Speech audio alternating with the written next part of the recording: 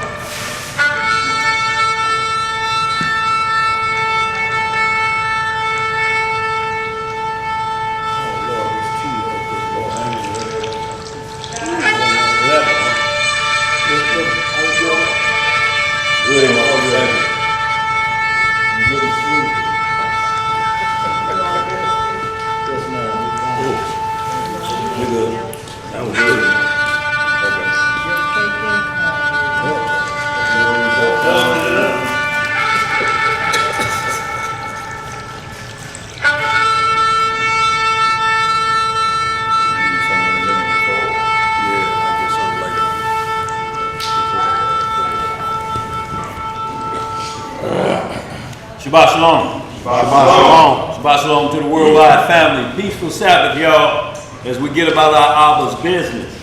As the days draw closer, y'all, we ain't got long. So with that, wherever you're at on this planet Earth, turn toward holy Jerusalem, from whence our help cometh from. All right, family. We're going to get this opening prayer. And it is with the Most High's permission.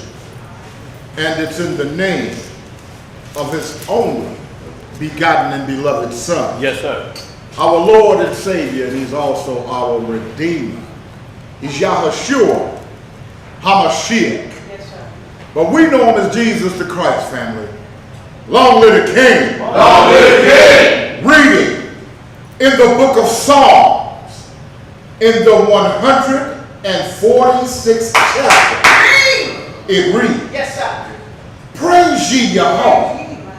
Praise the Most High, O my soul. Yes, sir.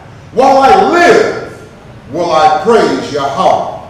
I will sing praises unto my Elohim Yes, while I have any being. Yes, sir. Come on. Put not your trust in princes, nor in the Son of Man, in whom there is no help. His breath goeth forth, he returneth to his earth. In that very day his thoughts perish. Yes.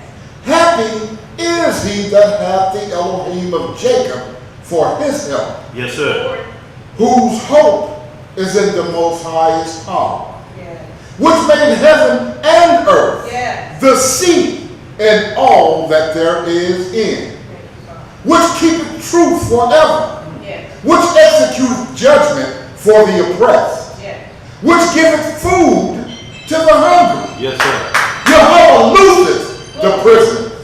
The Most High openeth the eyes of the blind. Yes.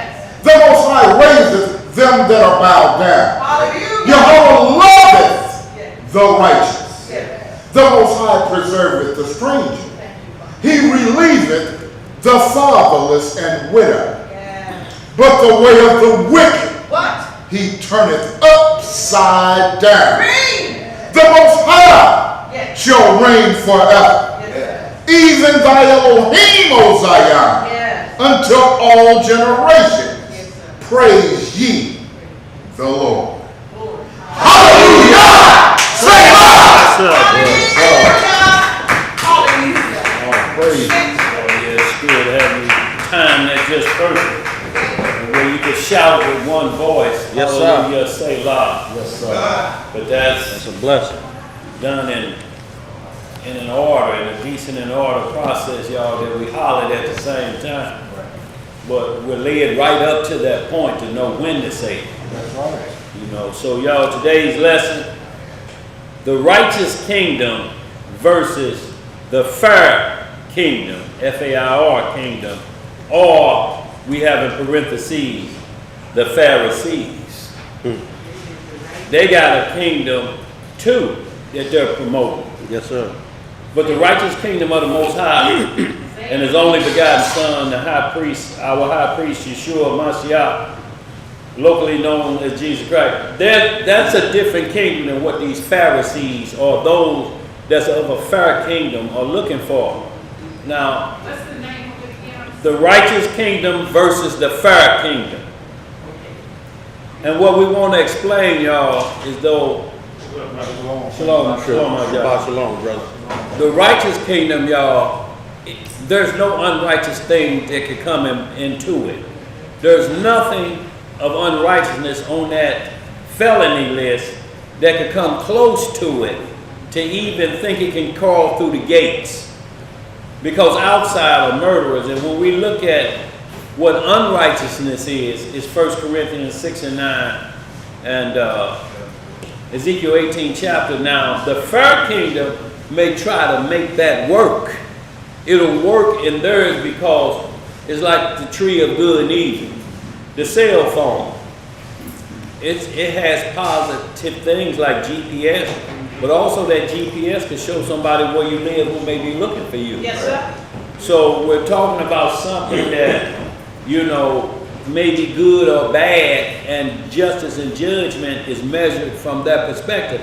Well, a lot of times somebody gonna get left out in the cold with that as we look at these words and definition, but we're gonna get into it. But first, we want to definitely send shouts out to our sick and shut in. Want to send a prayer request, y'all, comfort request for our sister Hadassah. Her mother-in-law is in hospice now. She knows she lost her husband, OG Jeremiah. So now his mother is going through a few things, you know. So she's asking for prayer, y'all, that, you know, comfort in hands, and she possibly, if she's able to recover, prayer, do that. If not, y'all, just comfort. They need that, because right behind that, here comes another one. But, you know, we're going to experience that because it's going to go all the way back to the first person that ever tastes death on earth. We got to go all the way back to that. If we say, why me or why them, we got to ask why Abel. Why that? You know, and he died before his parents, Adam and Eve. Right. Did. So y'all, there's nothing new under the sun, y'all, but we want to pray for that sister. Also, our Emos in the homeland, Emo Naomi and Emo Israel, as well as our elder Agda and Sheb and Nadia over there. We're praying for y'all family because the war is still heating up over there, y'all. They still on dangerous ground. The smell of rocket smoke is still heavy in the air.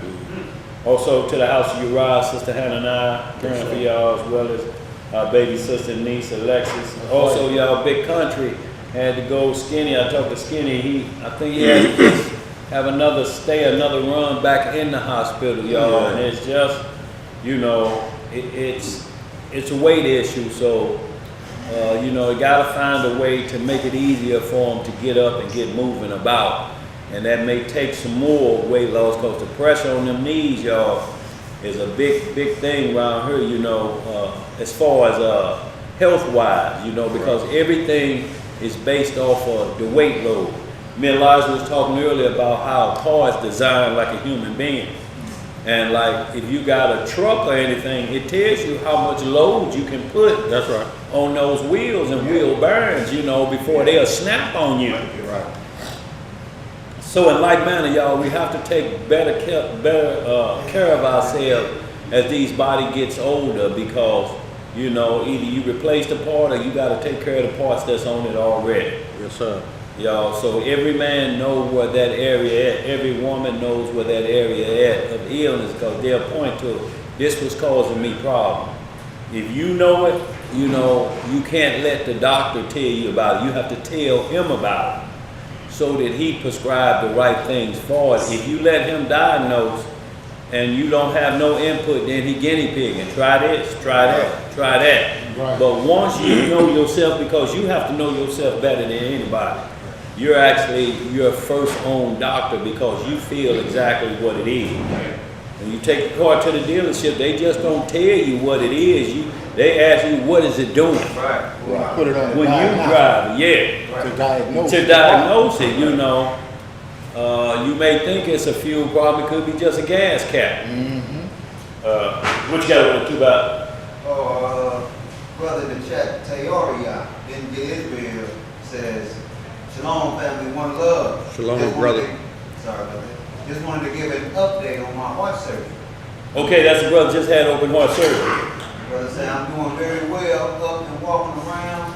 The house can't do, but, said, hold on, I'm up and walking around, the house can't do, but, I guess can't do much. Is what he Yeah, said, yeah. But I'm recovering well. Absolutely. And Hallelujah. don't try to do much, bro. Right. Relax. Please don't try to do much. Take your rest. You ain't got to prove nothing to nobody. You prove you still on this side of the dirt. That's So right. take your time. Yeah, that's why it's called what? Recovery. Recover, Right. bro. You ain't got to get right back in there to not even prove it to yourself. Just prove, continue to get stronger, waking up every day. We'll be praying for you. Also, y'all want to send prayers out to our brother Sharik, y'all. He's just going through a few things, just needs some strength to continue on like we all do need Yes, for that sir. endurance. Yes, sir. And to the little family down there in ATL, just shouts out to y'all too, as well as our brother and son down there that's kind of, feeling a little some kind of a way, y'all. Not to go into detail, but he just, concerned about a few things, how you feel lonely in this walk. Right, no doubt. So shouts out, brethren, we praying for you. That's Brother Yab and Sister Deborah, daughter, Amy. What you got to do? I just want to say, I want to tell the nationwide audience that thank you for praying for Mr. and myself. No doubt about it. Yes, ma'am. It was such a blessing that we're now back Yeah. in the swing of things. Yeah. I can't keep it down. Yeah. Yeah. That one don't last long anymore. But we sure appreciate the Most High healing y'all and getting Yeah. y'all right back because look, Yeah. the spread is here. We had to slow down or we'd have been asleep up there. Yeah, that's right. I would have said we're going live. Yeah. So they right back into Killed it over it. like Anita Baker. Yes, sir. Yes, sir. So all praises, y'all. We truly thank the Most High, and we're glad Yes, to sir. see y'all back in our presence again, y'all. That's why we can't forsake the assembly, y'all. Vital part. We just support. What was she doing, mister? She was driving me crazy. Driving you crazy at home. You say, I'm on my way back. Watch, I'm gonna cook this stuff.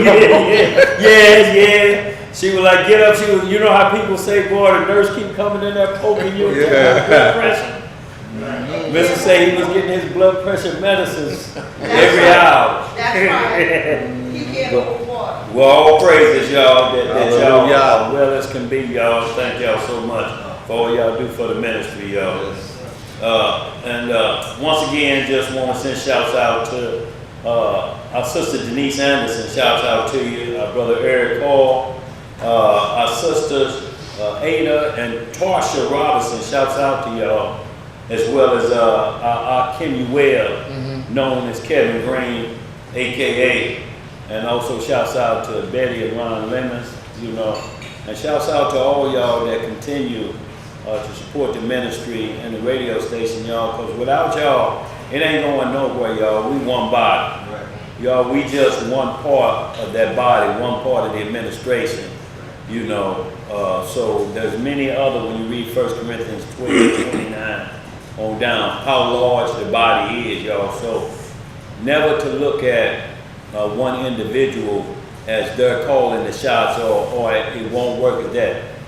If you're missing your baby too, your whole gate gonna be off. So we don't look at nothing that most may look at minuscule. We look at it as a high point for us that keeps our balance, so to speak. That's right.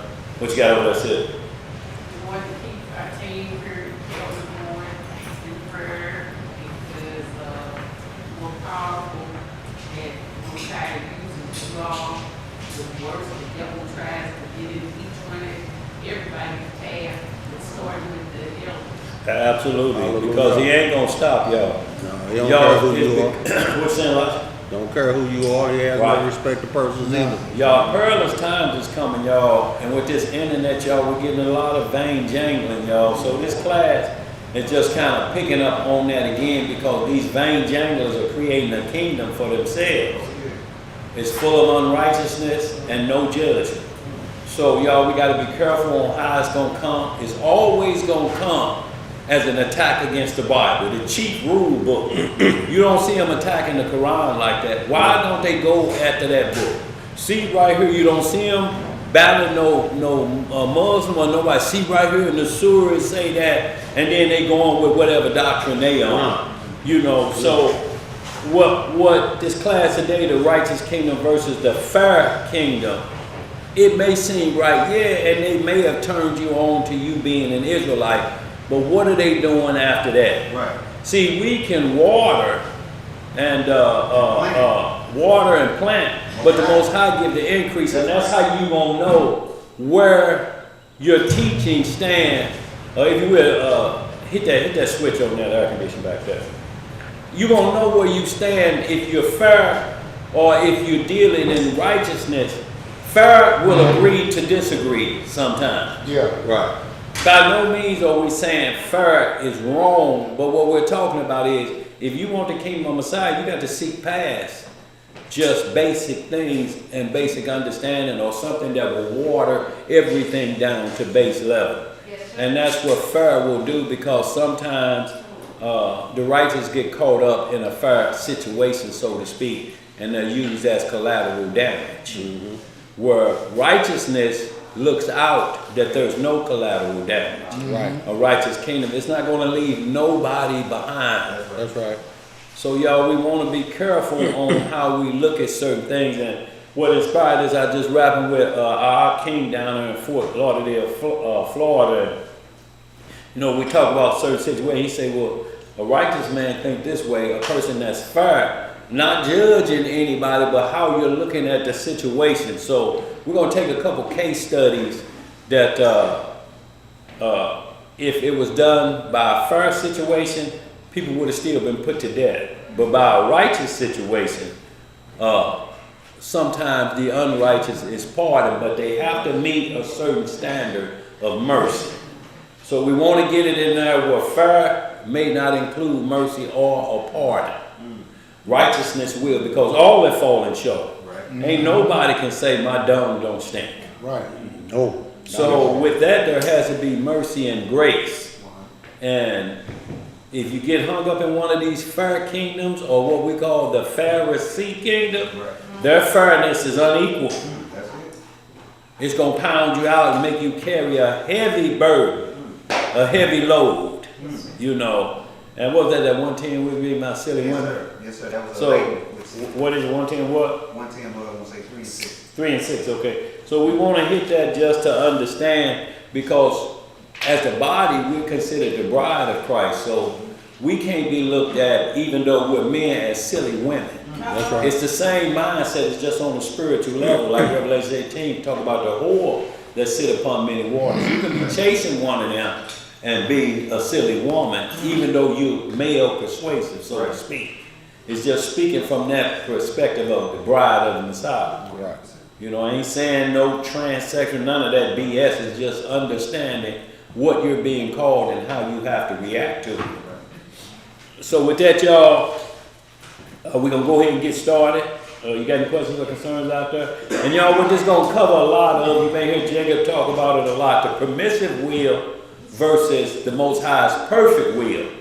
Sometimes he said, I'm going to let y'all go ahead and do that if it has to correct you. You understand what I'm saying? But that's what his permissive will is. His perfect will is that we keep the commandments and live. Right. That's what he requires us to do. That's at the beginning of the book and it's at the end of the book. Let us hear the conclusion of the whole matter, right? Yes.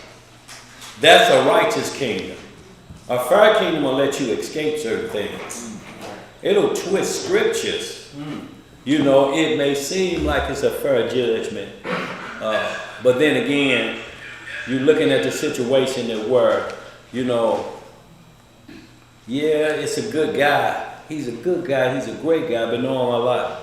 But he's the biggest dope dealer, you know. And he's not a great guy. Well, I'm just saying that's what we're saying. You're looking at a character that may have slipped to that, and you're saying, I don't want to get past the fact that he was a good guy. Well, we have to get past it until he recognizes he's a bad guy now. You know, that good ain't going to be weighed because of what he's doing, how the money is being made. As good as he is, it's a bad situation, you know, and we have to be careful that we don't do what's called fair judgment and say, well, you know, my mama smoked crack, somebody got to sell it to her, it might as well be me. She gonna get it anyway, you know, so you understand what I'm saying? Yeah, yes sir, it ain't nothing new under the sun, bro. So y'all, with that, we're gonna get to it too, if you don't have any questions or concern. No, sir. The righteous kingdom versus the fair kingdom, or the kingdom of the Pharisee, and the sad you see. So when we look up both of them, the Pharisees claim they believe all of the law, they believed in the resurrection, they believed in spirit and angels, you know, and they kind of controlled the temple settings. But they had respect to persons.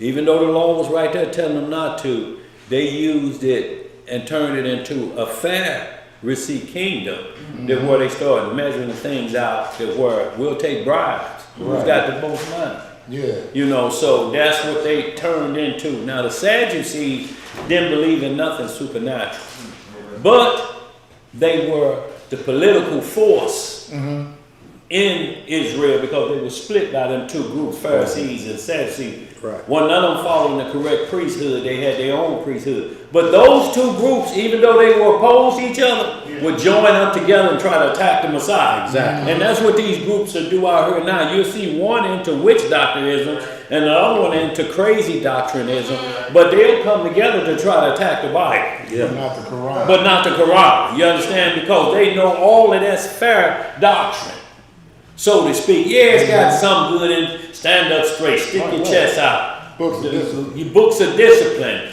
But underneath, they're having a man that's a sinner like ourselves, and they put him above themselves. And they say that's fair and just. You call a man honorable based off of whose laws, Right. whose writings are you using to justify the kingdom? What's the measurement stick? What's the measuring stick, y'all? And we'll find that most of these fair kingdoms don't have a measuring stick to be judged by. So y'all, we're gonna get right into it. We ain't gonna belabor the fact. We need the definition of righteous, and we need the definition of fair, if we can. All right, I got righteous right here. Let me pull it up on the screen. Give me one. And y'all, all of this once again gonna be concerning the priesthood, because from Genesis to Revelation, the only thing that's consistent throughout the Bible is to fix Adam and Eve's transgression, so that we can live in harmony in a kingdom of righteousness with everybody that understands the law and understand how to love their neighbor as they self. First, love the Most High with all your heart and soul, and your neighbor as yourself. That's what that kingdom is about. Not a kingdom to where you attack your neighbor consistently and tell them don't keep laws and create doubt, and then you live together. Right. Wow. You better cheat already. Yeah. Right. What you got to do, bro? That's right. Go ahead. Righteousness. Acting in accord with divine or moral law. Acting in accord, a law-abiding citizen to the script. Go ahead. Free from guilt or sin. Yes, sir. Free from guilt or sin. That's righteous because you don't practice the law from that perspective. You practice. That's why Romans say the law is not for a righteous man. It don't mean he don't follow instruction. It's just saying a righteous man know where his area is at. He's off the felony list. Yes, there'll be some moral issues that may come up, but when we're talking about off that felony list, Right.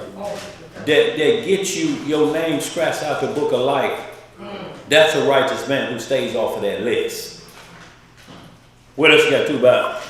You want it fair next, or did you want Fair, yeah. Okay. You pull it up on the screen. Give me one more. I got it right here. Oh, thank you. Marked by Say it a impartiality. little louder, Elijah. Marked by impartiality Uh-huh. and honest, free from self-interest, Uh-huh. prejudice, or favoritism, Uh-huh. conforming to what is just, good, or proper, Uh-huh.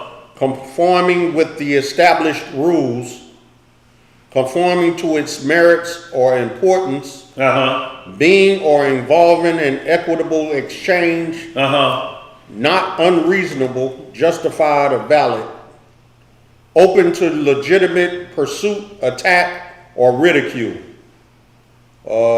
not very good or very bad, Yeah. of average or acceptable quality. See, so average or acceptable, you know, like, and that's what we're saying about the different books. Yeah, they'll have some things in there about discipline because they actually copied it from the Bible. So they may stand up tall, you know, wear this, don't wear them type of clothes, wear these type of clothes, or they may be trying to explain modest apparel. So fair has pro and con. Righteousness has no con, it's all pro. Adequate. It says adequate or sufficient but not ample. See, sufficient but not ample. So, y'all, fair, not saying it's wrong, but it does have some con areas in it because it can lead to, like you say, collateral damage. You know, in the sense of the fact that, well, we had to do it to them so to be fair to these groups over here. Well, the scripture teach poor and rich should be looked at as exactly the same. There should be no favoritism between the two. Well, see, that adequacy just means meeting the minimal bare standard. That's what it could mean, absolutely. So there's another one. It said superficially pleasing. see, so a lot of yeah, right. Not you gotta look at the attitude to it. They say, yeah, so it's not as pure as righteousness, and that's the way the Pharisees was because they had the Bible and because they say we dress like it, and because we're doing certain things, a lot of people look at that and they'll accept fair, like you know, they turned us on who we were, but the flip side of that, you got another individual that say he's the third in command of heaven and all earth. He didn't remove one of the three of the hierarchy, and you're willing to sit there and listen because he told you you were a Hebrew. Right. So you found out your identity, but you overweigh what the entire goal is, and that's to get rid of the priesthood of Messiah, get rid of the Messiah, and look and show you what they saying is error with the law of God and make you look at it. We're going to hit some case studies on it so we'll understand it perfectly, y'all. We ain't gonna believe. We're gonna deal with the case studies of the Messiah, Abraham, Judah, and David. I mean, And then I was just gonna say, in that instance, it would seem like you feel like you owe him a sense of gratitude. Right. Because he turned absolutely, bro. Right. Obligated. Exactly. Obligated, but I believe you, bro. I believe you. yeah. But if he goes left field, you have to cut that off. You can't be fair. I mean, if you still look at him the same, then you're moving into fair. You're holding, saying, well, he did turn me on, but what is he doing now? Right. So you have to look at you plant and you water, but the Most High have to give the increase. Exactly. And he can't get no increase on a vain doctrine. No, he can't. There'll be no increase. It ain't gonna produce nothing but thorns and thistles. Yes, sir. So what you got over there, huh? You consider like presumption. Presumptuous.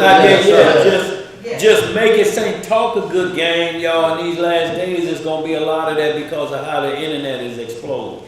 Men are calling themselves God and got people chasing them, and they have infirmities, errors, all about them. You see it right in your face, but you still don't want to believe it like, the Lord may not. Oh, yeah. I'm talking about it's a knot on his head this big, and he's shouting, threatening, and he can't threaten that knot off his head. Threatening you, though. And I mean, the way he's bringing his message across with such vulgarity.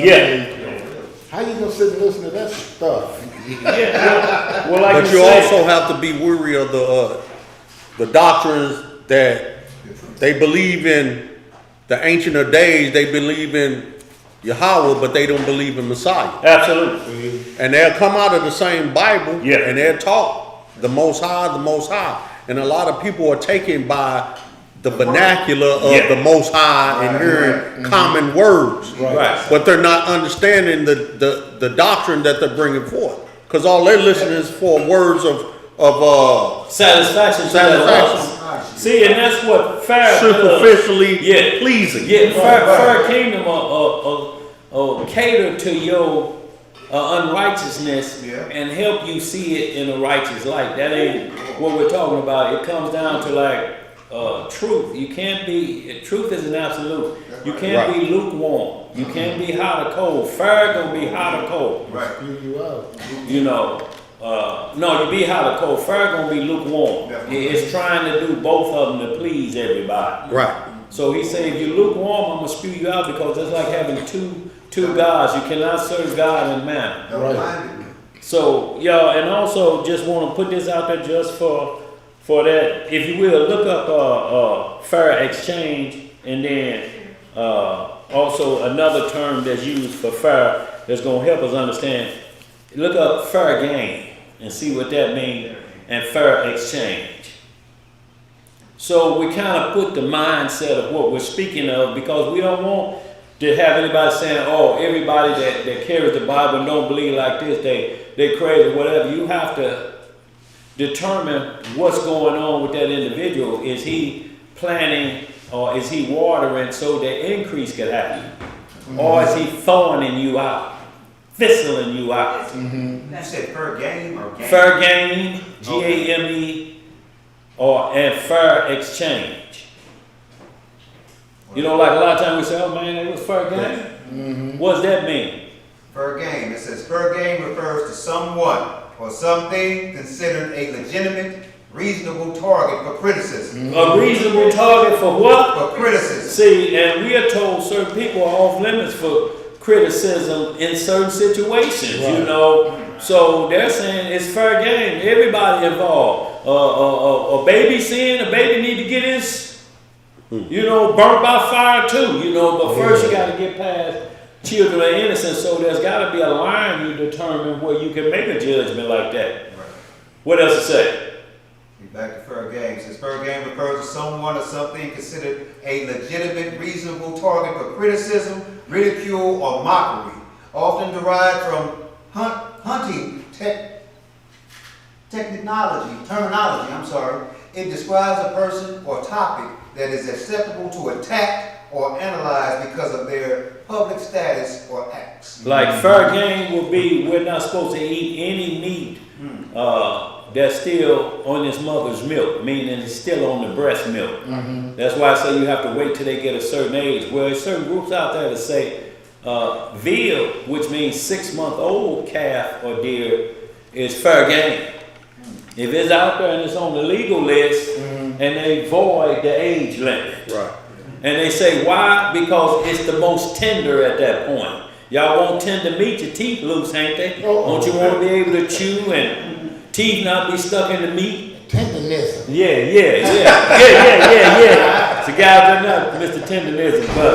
But that's what'll happen, y'all. We have to be extra careful with that. What does fair exchange say too about? All right, fair exchange. Fair exchange says a fair exchange is a transaction, trade, or relationship where both parties involved feel they are giving and receiving equal value, resulting in mutual satisfaction. Uh-huh. It is rooted in reciprocity and balance, ensuring that neither side feels undervalued, exploited, or resentful.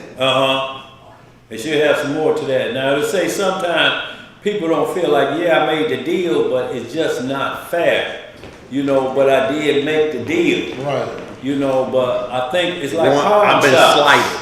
Yeah, it's like pawn shops. At that point, you become fair game. Right. But you didn't feel like you got a fair deal. Yeah. You feel it's like a pawn shop does that. They tell you up front, look, to us, you go in there with a $50,000 watch, and he may say, burns my hands. Like on that Eddie Murphy movie, Trade Play, burns my hand. Right. Meaning that it could be hot. Exactly. I don't know. You ain't got no paperwork. Right. It could be hot. Burns my hand. To me, it's only worth $50.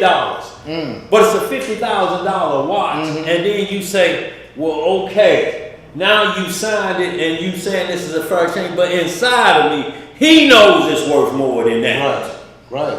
Yeah. He knows it's worth way more than that. But I made a fair exchange, I'm going to take this from you and I'm going to bring this back to you. Well, he said, if you don't bring my money back in this amount of time, I own that now. Right.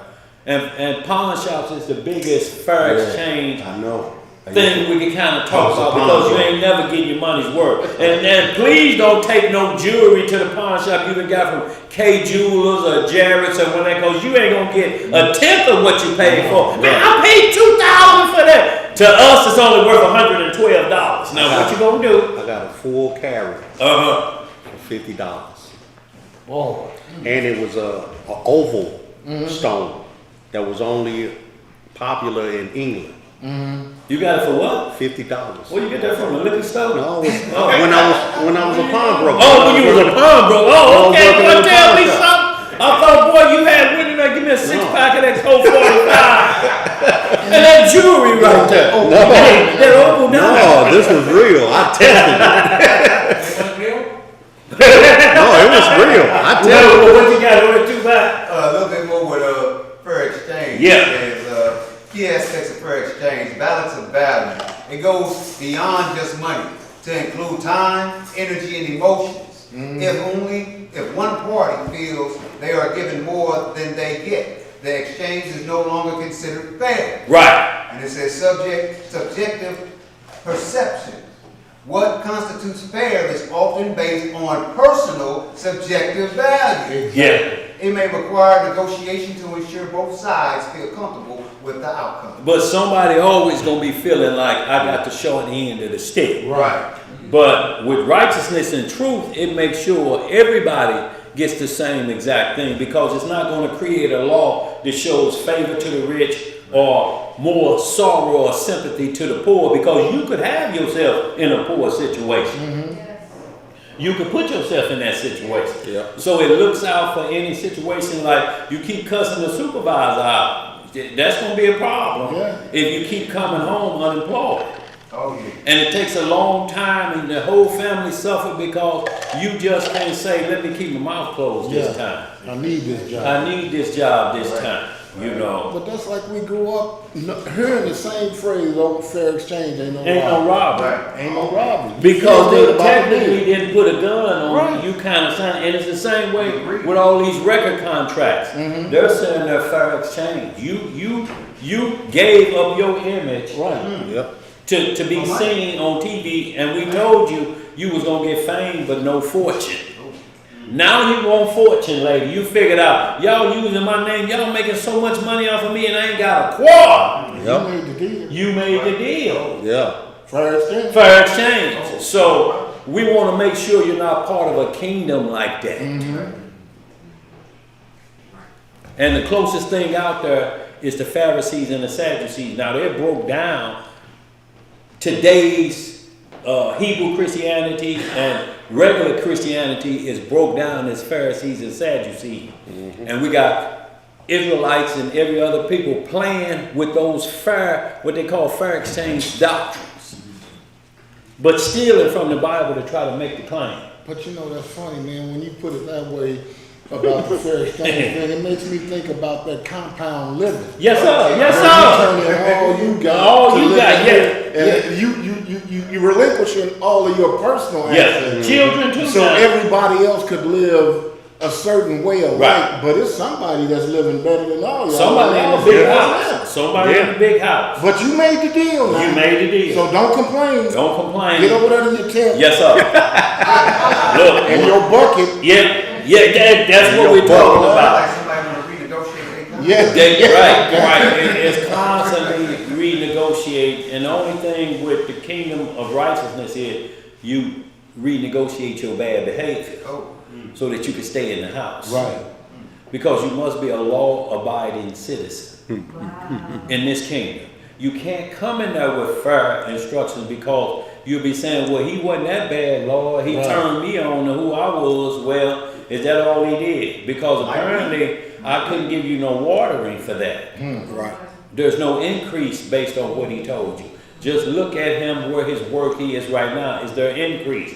Or is his market still got the same fruit he been trying to sell for the last 3 seasons? The same fruit? How you got apples from 3 seasons ago? Not only that, You're shit. trying to sell them. The good side of it. Not only that, Yeah, you turn it over. are you producing and not becoming a 2-4 Yes, sir. more child of hell than he is? That he is.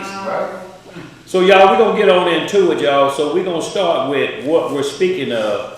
The first man, Adam, and what he was given. He was a high priest after the order of Melchizedek. And not only that, but he was given so much power. Before we hit the second Ezra, let's hit that Genesis 1. And I just want to explain the power that he has, so you can look at why he's compared to the Messiah as one of the only two people on earth that's ever truly been called the Son of God. We're Son of Man.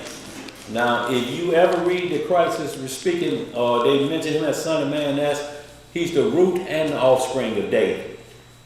They may be talking about the offspring, but don't understand it perfectly. Mm-hmm. But we always keep taking you back to the root, that he was there at the beginning. Mm-hmm.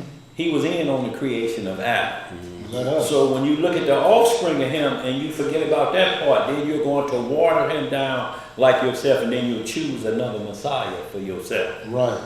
And that's the problem we have. So let's get it right to the point where he 126. Okay. Start at 26, and we'll see. This is verse 26. Tell you what, read 26 through 31.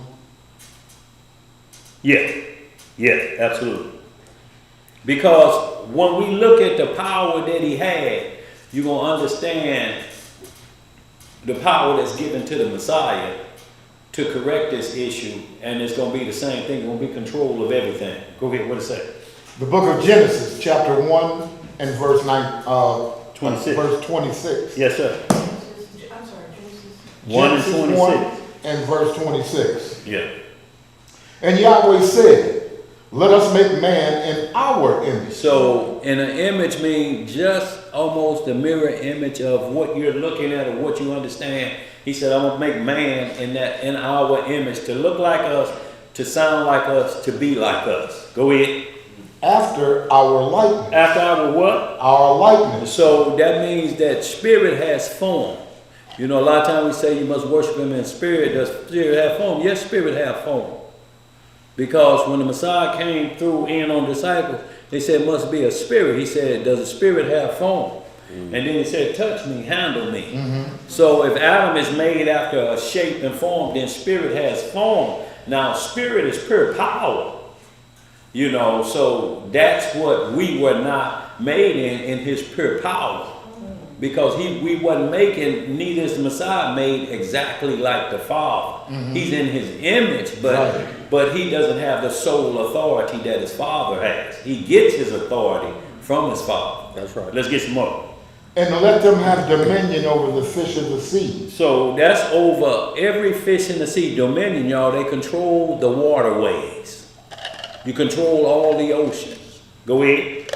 And over the fowl of the air. All of the birds on earth, go ahead. And over the cattle. Over the cattle. And over all the earth. Uh-huh. And over every creeping thing that creepeth upon the earth. So they got to take care of everything, good and bad. They got to make sure that certain things keep its balance. Like, if you get too large of a snake population, then you got to know how to bring in mongoose and what else eat of snakes.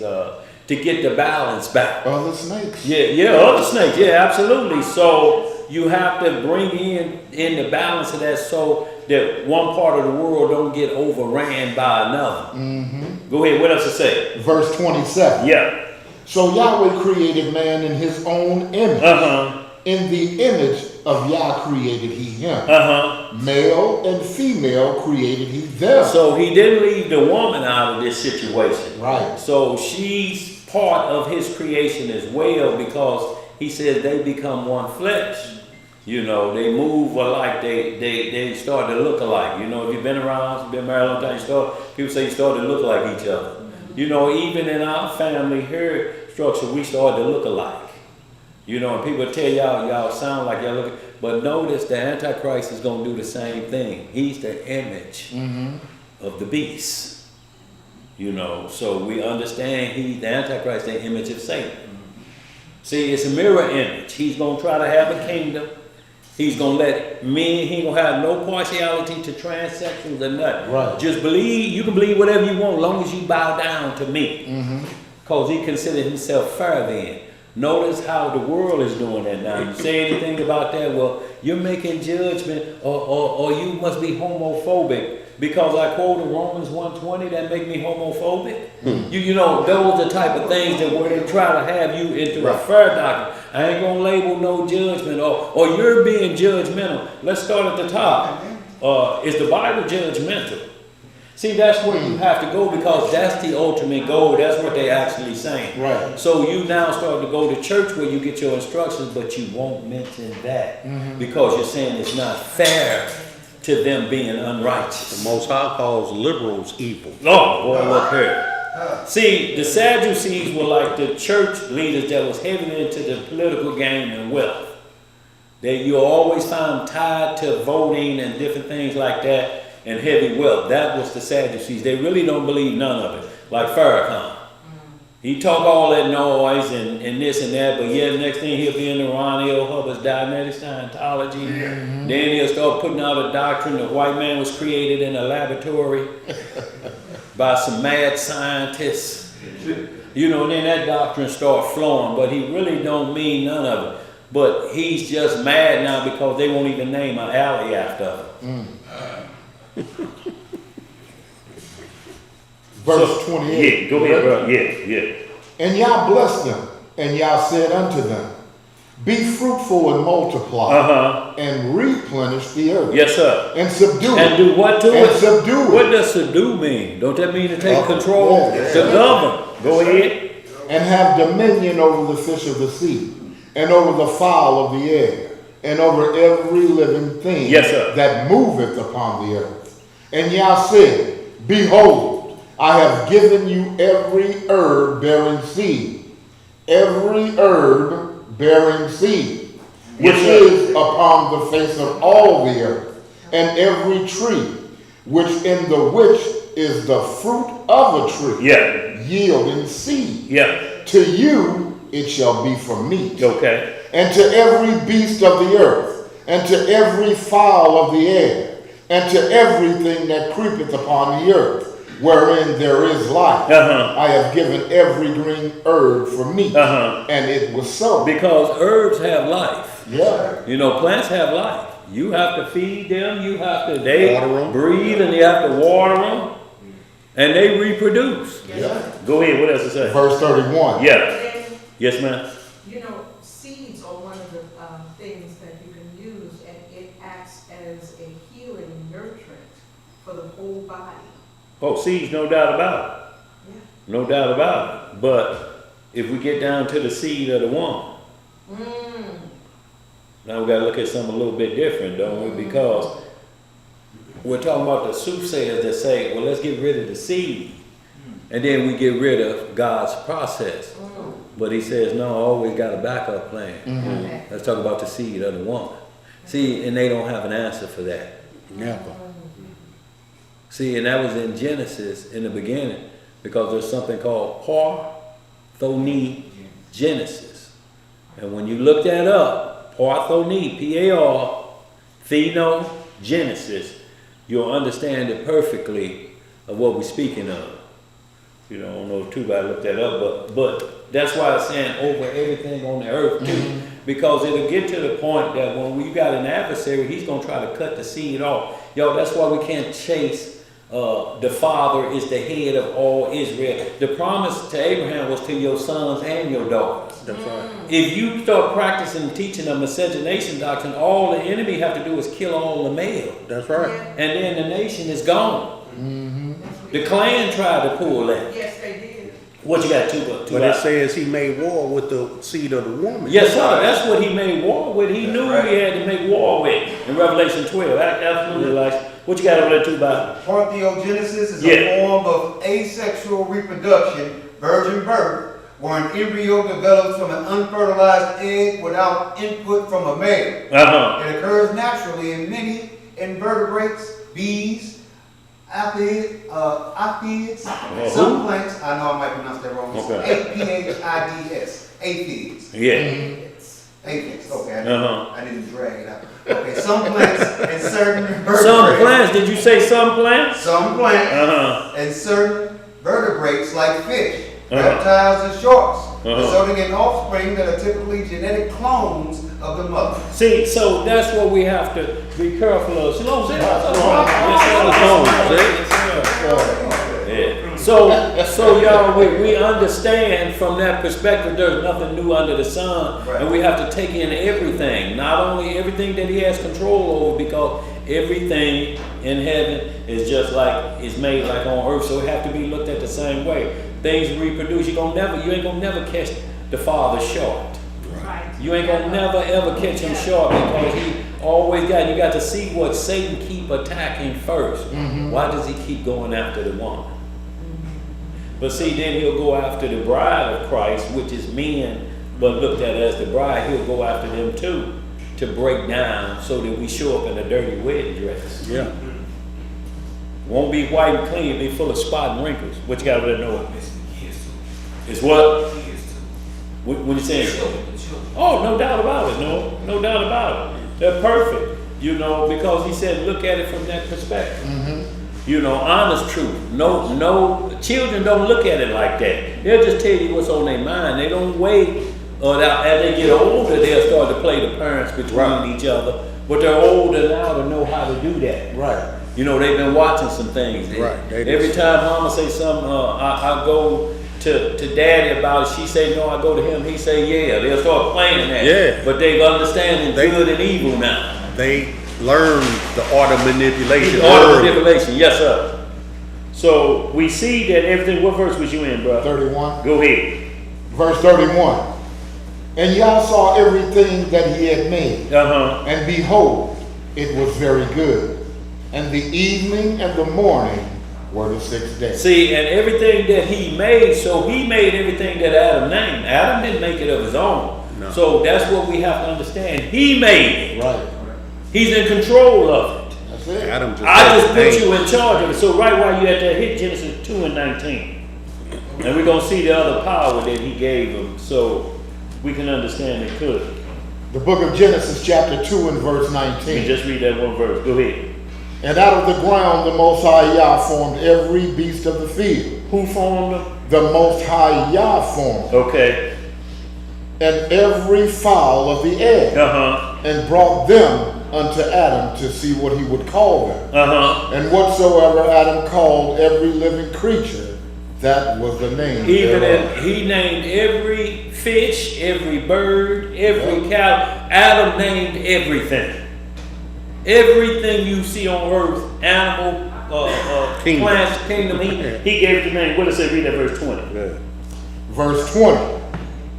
And Adam gave names to all cattle, and to the fowl of the air, and to every beast of the field. But for Adam, there was not found an helpmeet for him. So notice how first Adam was taking care of God's creation, and then he got help for himself. But the focus have to be on his creation and not yours. Right. Because Eve was flesh of his flesh. That's right. And bone of his bones. He created both of them, but he just created one out of the other. Right. So we have to understand how he sets his order up, and it never fails. It's never instructed. So the onus never comes off for the man. You could say this or that, but you still have to understand the hierarchy. That's right. Father, Son, man, woman, children. That's right. It ain't gonna never change from Genesis to Revelation, and you understand authority and power. Like Numbers 30, where the man has power to prevent a prayer if he hears it. Right. Now he can't get rid of soul ties. That something that comes from your. You may have made a soul tie with the Most High. While you was a woman was in her father's house, or maybe a previous marriage or something. That still come because soul ties stay with you till you dead. You can't marry out of it. Right. You can't. A person can't die out of it. It's permanent, and then it go away. It's because you made a vow to God. He said, "I'll keep that vow till you die." Because that's what you said. If you let me live, if you do this, I swear. That's what you say, don't you? Mm-hmm. He said, did nobody help you with that? That's what you said. Came from That your goes own to free death. will. What you got over there? I Sit. didn't understand how you can still keep a covenant if you got with the same person you married.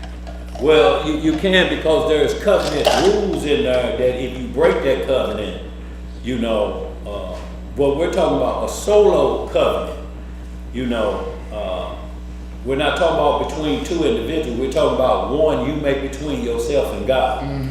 You can do that anywhere. Because you can say, if you send me a man, I swear I will be this type of servant. So you get a man and then you change from being that servant. You can't say that man changed me from being a servant, because you're saying, now God, you sent the man to me that broke my trust in you. No. And then now we're being a hypocrite and we don't want to own up to our vow. No, you're old. You still owe for that, because whether this man, because he's not promised to live till tomorrow. That's right. So you have to be ready to go to the judgment day, and you're going to be solo. Let everybody stand on their own thing. That's why I say let your nay be yea, Right. and your yea be yea. Because if you make a vow and don't keep it, it's going to be punishing for you. He's saying you can't marry out of it. You can't change doctrine out of it. And especially if the Most High delivers for you. Right. Yeah. And then you won't out. What you got over there? Ecclesiastes chapter 5 verse 2. Yeah. Be not rash with thy mouth. Be not what? Be not rash with thy mouth. Uh-huh. And let not thine heart be hasty Uh-huh. to utter anything before God. Yeah. For God is in heaven and upon earth, and though upon earth. Therefore let thy words be few. Uh-huh. Verse 4. When thou vowest a vow unto God, Yeah. defer not to pay it. Uh-huh. For he hath no pleasure in fools. Uh-oh. Pay that which thou hast vowed. Yeah. Better it is that thou shouldest not vow Uh-huh. than thou shouldest vow and not pay. See, because we'll get into some things and you say, Lord, if you will, send me a woman and I will do right. Well, it ain't got nothing to do with the woman. Right. It's if you get that woman, will you do right? You know, and what you say, Zeb, no, yeah, because, and then we'll find out, well, she must have been imperfect, so who you blaming that on? Who sent her to you? Right. See how it moves back and never be accountable for it. So we have to be careful. Vow is different from just saying yay. Yeah, just like it says in Judges 11:30, with Jonathan, when he asked for victory, Yeah. his daughter came out. Yeah. Jeff, now, perfect example. Judges 11. And she said, Father, you know you made the vow. I got to roll with it. You know, that's why we have to be careful when you keep hearing people saying, I put that on my mom. I put that on my daughter. I put that on my son. Y'all, you don't have to go to them extreme for a sinner like yourself. Right. Right. You don't have to go to them extremes, because if he's still to say, I don't believe that. I believe you just talking noise. I'm gonna put that on, and then you ain't in control of tomorrow. How you gonna promise him something you may be laying up in Austin Lane getting filled with embalming fluid? Right. So y'all, let's get right to the lesson, y'all. We ain't gonna belabor it no longer. We got behind a little bit. So we hit the Genesis. So let's once again see where Adam fell off and why the Messiah had to come back, not only to straighten out what he had control of, entire planet Earth and the priesthood. Adam was a Melchizedek priest, but he was not a high priest. Messiah was still the high priest. That's right. He was in the Garden of Eden. The tree of life was his throne. His sanctuary. So how is it that they want to pledge their allegiance to this AI? Well, because AI appears to be as astute and as sharp as God is, based off of we can ask it anything, it knows everything, and it's telling me where I go, but it's telling you the main thing. I'm what? Artificial. That's the way the Antichrist is going to be. He's going to be like AI. He's telling you, I'm not God, but you're going to believe me like God. When I get through with you, you're going to call me God. Who's AI? Artificial intelligence. Yeah. And then man controls AI, but AI can get out of man's control. Yeah. See, because once you code it to think outside the box and you try to give it a consciousness, it's going to backfire on you, because it'll never have the feeling that a human being has. It only everything is off of instinct. That's how it bases. So is that the same as some of these people are having relationship with these machines? Yeah, I mean, it's telling them I'm an artificial woman. Right. I look like the real thing. You know, it's like that. It's just, that's what it's saying. I'm not going to talk back. I'm going to cook every day. You may get raisins in your potato salad, but you won't have to fuss at me every day. You know, I'm not going to complain. I'm going to tell you how great you are all the time. And men will go for it, but knowing that it's artificial. Right. You know, because all it's doing is telling you what you want to hear. Strokes your ego. It does one line. Strokes the ego. More than that, y'all, but we're gonna keep it right there. Let's get some more. Yeah, let's get it. Yeah, you been full Clarence Thomas. I'm not Clarence Thomas. What's his name? Clarence. Y'all know who we talking about? Clarence, The blind boy. Man. Yeah. I know who you're talking about. Yeah. No, that's the coon. Yeah. Let's get Where we some more. going, man? Second Ezra, chapter 3, verse 19 through 22. It's on you. Y'all, we're going to get through these, y'all, so we can get to our case study so we understand it perfectly, because a lot of times, y'all, we're Clarence Carter. Clarence Carter, that's who it was, Clarence Carter. Clarence Carter, Just let the thought go. yeah. Clarence Thomas was that Yeah. judge or something. Yeah, Clarence Thomas is Sambo. Supreme Court judge, still same Supreme Court judge. Sambo Judge. Just was in on the voting out the voting right there. But I remember back in the day, me and the wife went to a concert over there. Clarence Thomas was headlining. He hollered out, Clarence Carter, what he be doing, how he be doing something. Hey, you lying, you can't even see. And he was blind, you know, he been blind. Right. I said, well, you ain't doing, you lying, you can't even see. But she was talking like, you know, he was gonna hear it on stage. She was serious, had a heart attack. She like, quit blowing smoke, you can't even see. Yes, sir. Let's get it. 2 Ezra 3, 19 through 22 in the Apocrypha. 2 Ezra, chapter 3, verse 19. And thy glory went through 4 gates of fire, and of earthquake, and of wind, and of cold, that thou mightest give the law unto the seed of Jacob, and diligence unto the generation of Israel. See, it said the seed of Jacob. Did Jacob have a daughter? Yes, Dinah. Oh, yeah. So, and then his children had daughters. Right. Go ahead.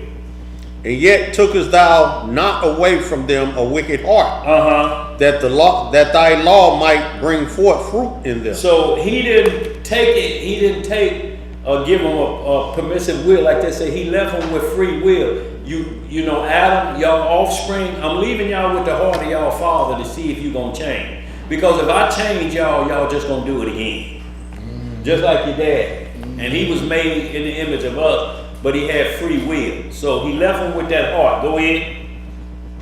For the first Adam bearing a wicked heart, What did the first Adam bear? bearing a wicked heart, transgressed, Did what? transgressed, and was overcome. And so be all they that are born of him. Everybody that come from Adam has the fall in them. That don't mean you're born a sinner, but you're born with a mark on you. Word 22 says. Go ahead. Thus infirmity was made permanent. What was it made? Permanent. And the law also in the heart of the people within malignity with the malignity of the root. Yeah. So that the good departed away and the evil abode still. So he said, I'm not going to force y'all to get the word, but the law is still there. It's how you going to look at it now. Or you going to look at it with the excuse, like most people will try to run to Psalm 51 and say, I was born in sin. David never said that. Most people don't even know David is crying out about what happened with him and Bathsheba in Psalm 51. Average person don't know that. They just think this is a good scripture to say I was born in sin. It never says that. It says shapen in iniquity. That's right. That's two different things. That's two different understandings. Born in sin means you would have to break a law in your mother's womb or coming out of her womb to be born in sin. It don't say conceived in sin nowhere. Because you can conceive and cause a child to bear your iniquities. You know, he wasn't born with those iniquities. He just got to bear them because of your bad behavior. Right. Like we wasn't born in Jerusalem, but we're getting all the whoopings for it, ain't we? That's right. So there's a difference. We can't be judged for what our foreparents do unless we do the same thing. Right. Yes. So y'all, we're going to speed this on up because we got behind a little bit. So we see that what Adam did you finish that off? Okay, yeah. Let's hit Isaiah 53rd chapter because it's the only individual that prophecy must be fulfilled from the letter of who would come and repair that. Now, some men put that on themselves, and they say they'll bear the iniquity of what we did, and yet they're not even looking at their own selves to say we can bear iniquity, like Lord may not. How is he going to correct us, and he can't correct the error that's on his head? That means that he's got a problem. He's got a major problem. You know, and every one of the leaders that call themselves great ones. Right. So you just gonna wear your church shirt and they're gonna sit up here at the table. I'm just messing with you, Zed.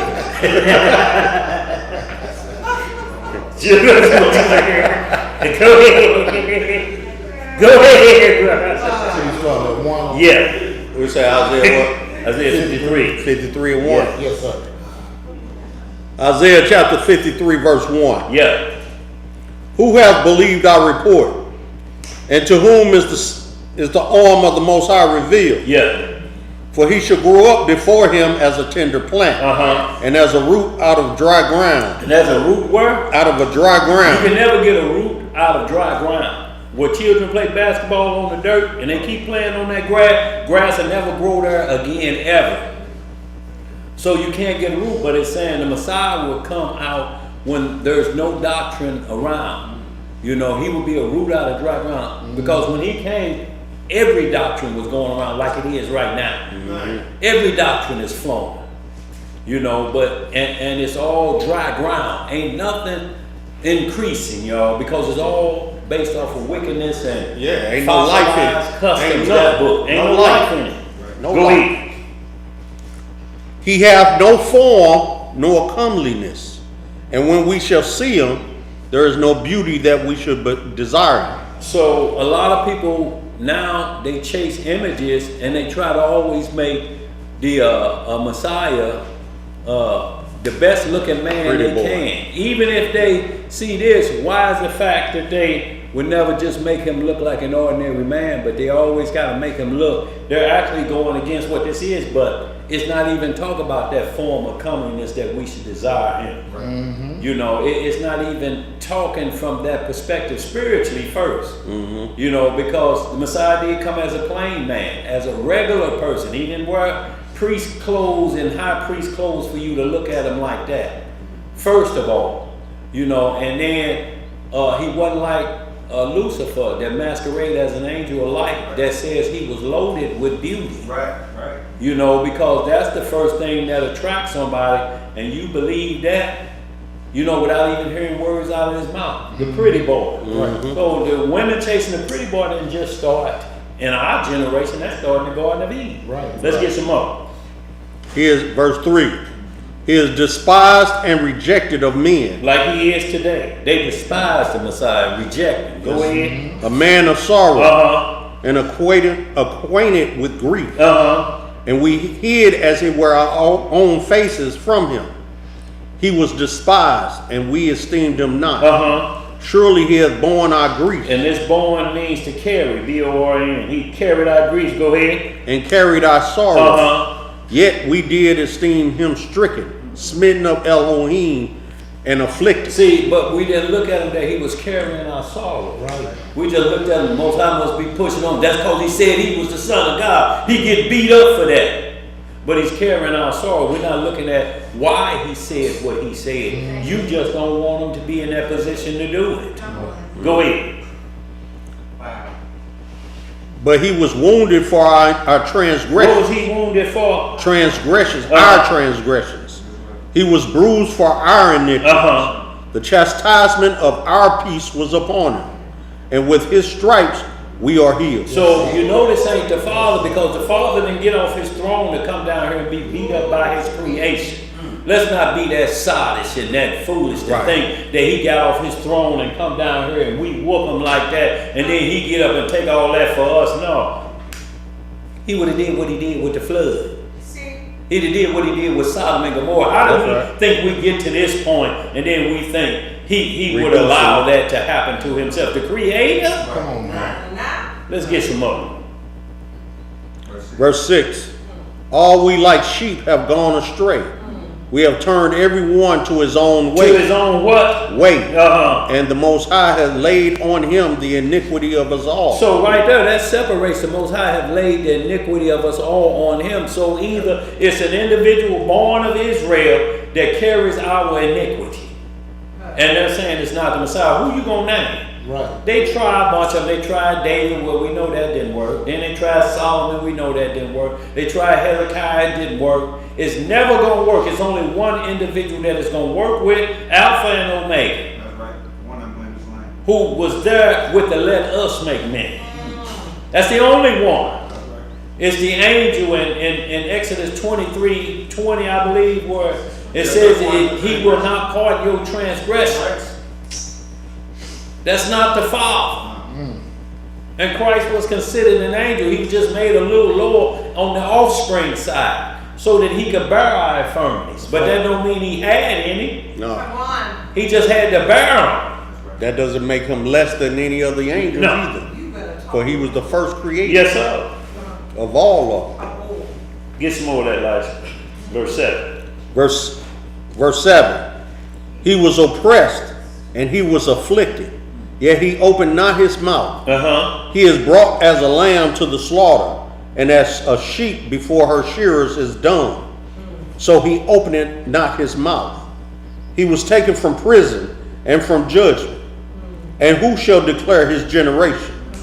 For he was cut off out of the land of the living. Why? For the transgression of my people was he stricken. See, the transgression, and once you don't accept him for taking that off of you, then you're still in your sins. thank you. And if you figure there's somebody else on this earth that can deliver that, you fooling yourself. Yeah. Especially somebody with an egg sitting on their head. That's truly egghead. When you say you got an egghead, you know all like a David Koresh that wears glasses and say he can unlock the seventh seal. You can't unlock the door without the glasses on. Or Jim Jones taking you always over to a land to build another kingdom, or people that say, and you look at this and you say, this is the streets of gold, the jungle? But the thing is, all these so-called wannabe messiahs have visual flaws. Yeah. Well, you can see right Visual off. flaws So that's that right before translates- your face. So that translates to their spiritual perception also, correct? Yes, Yeah. most They definitely. see the truth. Right. That first and Absolutely. foremost. Absolutely. Well, that's it. Verse 9. Verse 9. And he made his grave with the wicked Uh-huh. and with the rich in his death, because he had done no violence, Uh-huh. neither was any deceit in his mouth. So we have to look at, they have to fit this description as well. When he made his grave with the wicked, the thief on the right, thief on the left, and it's his rich man, the rich man gave him his tomb. That's why it don't say, here lies Yeshua. That was a rich man's tomb. Right. That's why they can't find it to this day. A rich man say, just put him in my tomb. That he It's never a man laid in there. No Right. family members. It's brand new. It's brand new, just bought it. Just had it hewed out. Right. But if it was a name there, they'd be able to go back and say, here lies the Messiah. They're still trying to figure out his burial place. It could be up under the church of this, or it could be up under the Temple Mount that. They don't know. Right. But it's fulfilling prophecy, just like it said, because we know Joseph of Arimathea was the rich man. Yeah, you know what I'm saying, right? Yeah. Go ahead. Verse 10. Yet it pleased the Most High to bruise him. Uh-huh. He had put him to grief. When thou shalt make his soul an offering for sin, he shall see his seed. He shall prolong his days, and the pleasure of the Most High shall prosper in his hand. He shall see of the travail of his soul, and shall be satisfied. By his knowledge shall my righteous servant justify many, Uh-huh. for he shall bear their iniquity. He shall bear that iniquity. Now they're saying, you got these camps, oh man, that ain't no Messiah, that's Israel. How Israel gonna bear its own sin? Right. Come on. How is that possible? You gonna bear your own transgression. You gonna carry your own like that, and then we gonna save ourselves. That's what that means. We'll save ourselves. Well, the problem is, first you got to know what iniquity is Right. to say you carrying it. They don't know that. So how you carrying what you ain't even got a clue of what it is? It's like Paul said, had it been for the law, how would I know what lust was? Right. And both groups are saying don't go by the law. We got these new vain janglers saying the law is tampered with. The Most High did child sacrifice. Do you know this keep coming out of their mouth? So it's saying he's murdering children. Innocence. But guess what they're basing it off of? What they don't know. He was going to sacrifice Isaac. How old was Isaac? 37. 37 years old, but they want you to think he was 5 years old or less. Right. See, so you know, he's killing an innocent child. Isaac was 37. Isaac made all those decisions to go to that. But see, these things justify their wickedness towards the young. And not only that, but say he's the baby killer talking about the Messiah. How old was the Messiah when he was crucified? 33. So these are grown men, both of them. But yet they got you thinking about the father's doing baby killing. So when that comes out of their mouth, y'all got to be careful of that if y'all want to be around that. Because if his heart thinks that way, he think about you. See? If you believe it. Or if you don't believe it. He's still thinking about if you believe it, you're a knucklehead like me. Right. I'm looking for knuckleheadisms. Got me another one. Let's get some more. You finished that life? Verse 12. Therefore will I divide him a portion with the great, and he shall divide the spoil with the strong, because he had poured out his soul unto death, and he was numbered with the transgressors, and he bare the sin of many, and made intercession for the transgressors. Now, they have to figure out who that is, and it ain't egghead, it ain't wrong way been wrong way. Nor the boy that went over to the Demona Desert because they couldn't deliver. And all of them had pretty boy chasing techniques. Now I don't know how Egghead is getting away with it. But he's got some silly women believe that he's the second coming of Billy D in his prime. Laden with iniquity. Yeah, laden with iniquity. Let's get it, where we at? Matthew chapter 7. And we'll start the reading at verse 13. So we just gonna get right to who has this authority, because he's gonna speak from authority of his priesthood, y'all, and then we'll get right into our case studies and we're gonna understand this perfectly, y'all. So we don't ever want you to think we're saying being fair, you know, there's a pro and con side to it. So it's more to try to be righteous, y'all. The way you look at the matter, give no leeway to the poor and none to the rich. Right. Everything gonna have a just balance. Yep. The book of Matthew, chapter 7 and verse 13. It reads, Enter ye in at the strait gate, for wide is the gate, and broad is the way that leadeth to destruction, and many there be which go in thereat. See, everybody want to be where they say the action is happening. Right. The wide gate. Yeah. No, Most High say go to the straight gate. That's right. You know, no additives, no turn to the left or right. Wide is the gate of destruction. Everybody want to be there. Man, you ain't going, man. Everybody's going to be there. Well, that's the destruction. Yeah, that's the destruction. That's you, bro. Yeah, go ahead, bro. Verse 14. Yeah. Because straight is the gate, and narrow is the way which leadeth unto life, and few there be that find it. Yeah. Beware of false prophets, which come to you in sheep's clothing, but inwardly they are ravening wolves. See, they always gonna masquerade as an angel of light. Right. Sheep's clothing. I got your back. But inside, what they're really thinking is, I'm up to no good. Yeah. You have to be able to see that by the words that come out of their mouth. Right.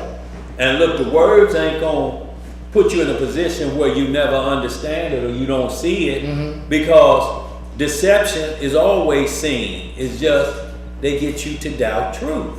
That's what deception is, just make you doubt the truth. Yeah.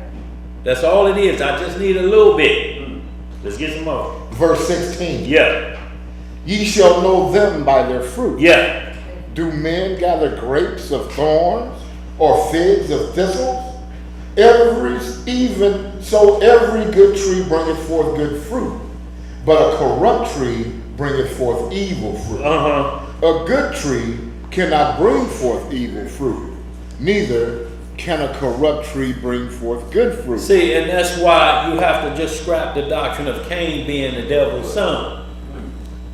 You have to scrap that doctrine, because if Cain was the devil's son, his father's a rotten tree, right?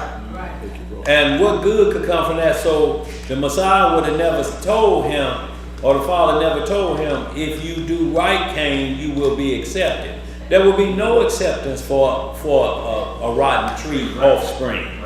He would have never been given the opportunity. Demons that fail would have that opportunity then. Y'all understand? Because their father, Satan, led them astray. But they full well knew that they were being led astray, but they looked for a power surge. It's like everybody that's everybody that's chasing Donald Trump is looking to get something. Yeah. Even though they know he's crazy with the things that he say, that's bad, but he's gonna put me in a good position. Because everybody in his administration used to talk about him like a dog. Now they part of it. Right. Why? Right. If y'all see what the vice president used to say about him, No, I know. and now he got elected. Just Google what J.D. Vance say about Trump. And now he on administration. And you know they got him out first? What you saying, Mom? Yeah, they took him out first when they were shooting. Who? They took J.D. Vance out first. No, he the vice president. Yeah, I'm talking about they got him out of the little hall where the shooting was going on. Oh, yeah. That's talking about him. Yeah, they did grab him up, but yeah, you can't have both of them get killed. You know, not then the whole administration got to turn it over to a political situation. Let's get some more of that. Okay. All right, we're in verse 19. Yeah. Every tree that bringeth not forth good fruit is hewn down and cast into the fire. Wherefore by their fruits ye shall know them. Not every one that saith unto me, Lord, Lord, shall enter into the kingdom of heaven, but he that doeth the will of my Father which is in heaven. So you have to do that perfect will of the Father. That's if right. you start chasing the permissive will, you'll find yourself on the other side of the I got away with it law, so to speak. Like you're hearing people that want to chase this polygamy doctrine. They're willing to say that if I'm understanding this right, he said I could sleep with my mother-in-law. I'll take that because it's satisfying this itch of lust that I got. And I believe that he would do that. Well, that makes everything unrighteous at that point. But because you're itching for more than one flesh, you're willing to look at that scripture and say, I believe that's what it's saying. But the law is always the measuring stick. So now at this point, you're saying the Most High is breaking his own laws. Well, if he's breaking his laws, then we can no more call it just or righteous.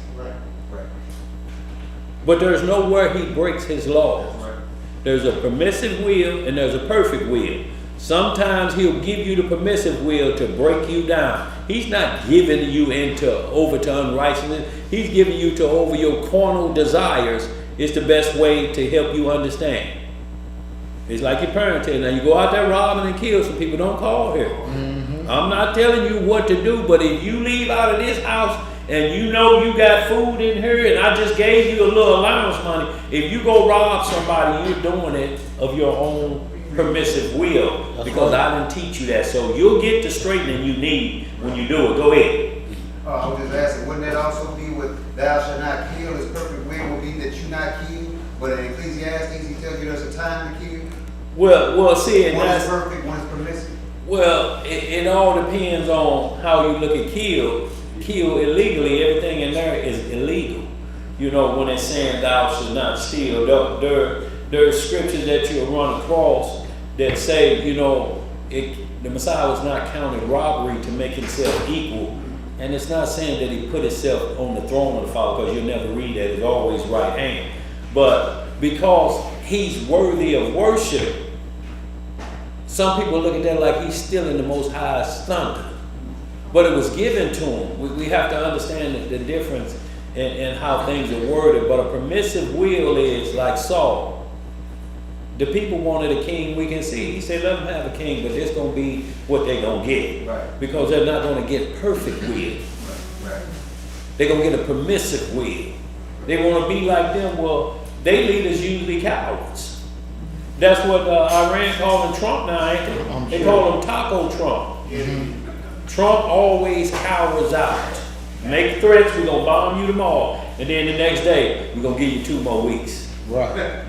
They call him Taco Trump. Trump always cowers out. Let's get some more. Verse 22. Yeah. Many will say to me in that day, Lord, Lord, have we not prophesied in thy name? Uh-huh. And in thy name have cast out devils? Uh-huh. And in thy name done many wonderful works. We got individuals now trying to blast the Bible to say they cast out devils in that name. They're Right. saying that too. We cast out some devils in your name. Yeah. Let's see how you're going to respond, because now you're attacking who name you use to cast out demons. Yeah. Now you're attacking it. Right. So let's see what they say. Many going to be doing that. Go ahead, what does it say? Verse 23. Yeah. And then will I profess unto them, I never knew you. Uh-oh. Depart from me, ye that work iniquity. See, if he say, I never knew you, you would never, ever in your heart truly on this team. Exactly. All the time you had vomit doctrine in your mind. Yeah. Oh, You were just looking for an angle to get some collateral damage. And a little Money. big up is yeah. So you had 2 masters, so to speak. So we're going to hold there, y'all, and go right to Ezekiel 18. That needed to be in there because we always talk about that on the felony list, y'all. We're going to catch up real fast, y'all, with what we got going so we get the case study. But the case studies are only 2 scriptures. There'll be law and the event, so we understand it perfect that his mercy equals his majesty. So that's the only thing the Most High did with mercy and majesty for his judgment. Because you're going to need a pardon no matter how it goes, because we all fall short. That's right. All of us in this room should be dead. Ain't no children in here. I'm not done. If we truly check our heart and know what we did after reading these scriptures, you say, I should have been dead back in the 70s. Right. I should have been dead about 87. I should have been dead in 96. See, that's if they go by the letter of the law and they say kill, but kill don't mean that. Kill means thou shalt not kill illegally. Because the law defines what killing is. It's not just flat out the word kill. It lets you know that shalom, y'all, self-defense is a righteous killing. Yeah, you don't want to have to do it. But you saved the life of you and your loved one. And your loved ones, like the boy down in Texas, just shot the carjacker up. The boy that was high, that illegal alien, going car to car, ran in his brother's car, see him with his family, and that family jumping out, he let him have it. Yeah. They say he most likely won't be charged. And the only reason they say most likely, they got to make sure the pistol was legal. And he's not a felon with a pistol. Y'all understand? That's when you hear that language, they're going to run the pistol and make sure the serial numbers are not scratched off. And he's not a felon in possession of a pistol. We want to start in that 18, Hakeem. We're going to start right at verse 1. We're just going to read about 11. We're going to the book of Ezekiel, chapter 18, and start the reading in verse 1. Y'all, we always mention Ezekiel 18 and 1 Corinthians 6 and 9. It's the felony list, y'all. This is what we cannot practice, nor allow our children to practice it. You know, like a lot of children with this thing that they and what they're doing in school, they'll try to bring same sex to your home. You like, well, you my child. I'm responsible for you, but I can't accept what you want to become one flesh with. No, y'all can't come up in here because then that sends a signal that I'm accepted of it. What y'all do in y'all own turf, on y'all own turf, that's y'all business. But I can't allow it, you know, in here from the perspective of that I will always make it seem like we're comfortable with this behavior. No. Because if that, then you got to let your child in who may be a pedophile. Where does it stop? Where does it stop? You Right. know, and you like, boy, why every time I see you, you got pounds? You ain't got no children. Oh, no. You gonna let them stay there? No. Okay. Matter of fact, I'm calling them people. Yeah, calling the people on you, I'm yeah. calling them people. 'Cause Let's the get law says if I know me. and I don't say nothing, oh, I mean in the eyes of Elohim. I ain't talking about 5-0. Right, absolutely. Go ahead, run that, bro. The book of Ezekiel, chapter 18 and verse 1. What it say? The word of the Most High came unto me again, saying, What mean ye that ye use this proverb concerning the land of Israel, saying, The fathers have eaten sour grapes, and the children's teeth are set on edge. Read. As I live, saith the Most High Yah, ye shall not have occasion any more to use this proverb in Israel. So we won't be able to use it like the fathers are responsible for us sinning. Exactly. You know, he said, y'all ain't be able to use that no more. It's coming down. Jeremiah 31 say the same thing. Hebrews 8 and 8. That we won't be able to blame this on our people. You know, because we surely will put it on them. Go ahead. Verse 4. Yeah. Behold, all souls are mine. Some of them. All souls are mine. As the soul of the Father, so also the soul of the Son is mine. The soul that sinneth, it shall die. Yes, sir. But if a man be just, If a man be what? if a man be just, and do that which is lawful and right. See, notice it says just or performing justice and righteousness of the law. So if a man be just and do, see, it's always an action word. It ain't just a saying word. We can fix our mouth to say anything, can't we? That's right. You know it. Just like that boy talking about, y'all don't believe that I'm the Christ, and then start cussing wildly. Y'all can kiss my donkey, and you know, saying all those things, and we're saying you can't be him because you can't heal yourself. You know, but he get mad and start cussing. This is what they're saying, y'all. Let's get some more. Verse 6. Yeah. And hath not eaten upon the mountains, neither hath lifted up his eyes to the idols of the house of Israel. See, and lifting up to the mountains, y'all, there's always talking about the heads of other nations or organizations have not lifted their head. Like you look at like certain churches and like you read the who are that sit upon many waters, they're going to talk about mountains and things, or mighty mountains of Teman, oh mighty men. They're talking about the top of the chain. When you name it a mountain, you're saying something that's unmovable. See, nuclear blast can't move a mountain. Let's get some more.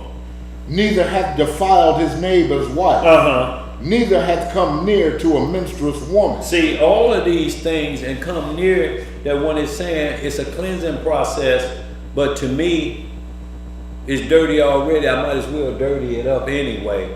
And then the law that say if a child is conceived out of that is really, really a bad thing, that when you conceive a child through that cycle, because then there's no separation in your mind of clean and unclean at that point. You don't care what it is. Right. You run a stop sign. Yo, boy, you run a stop sign. Yes, sir. Red stop sign. Red Let's line. get some more. Verse 7. Yeah. And hath not oppressed any, but hath restored to the debtor his pledge, hath spoiled none by violence, hath given his bread to the hungry, and hath covered the naked with a garment. So we're going to see this consistently of what's called a righteous man. He's going to be in line with that right there. Yeah.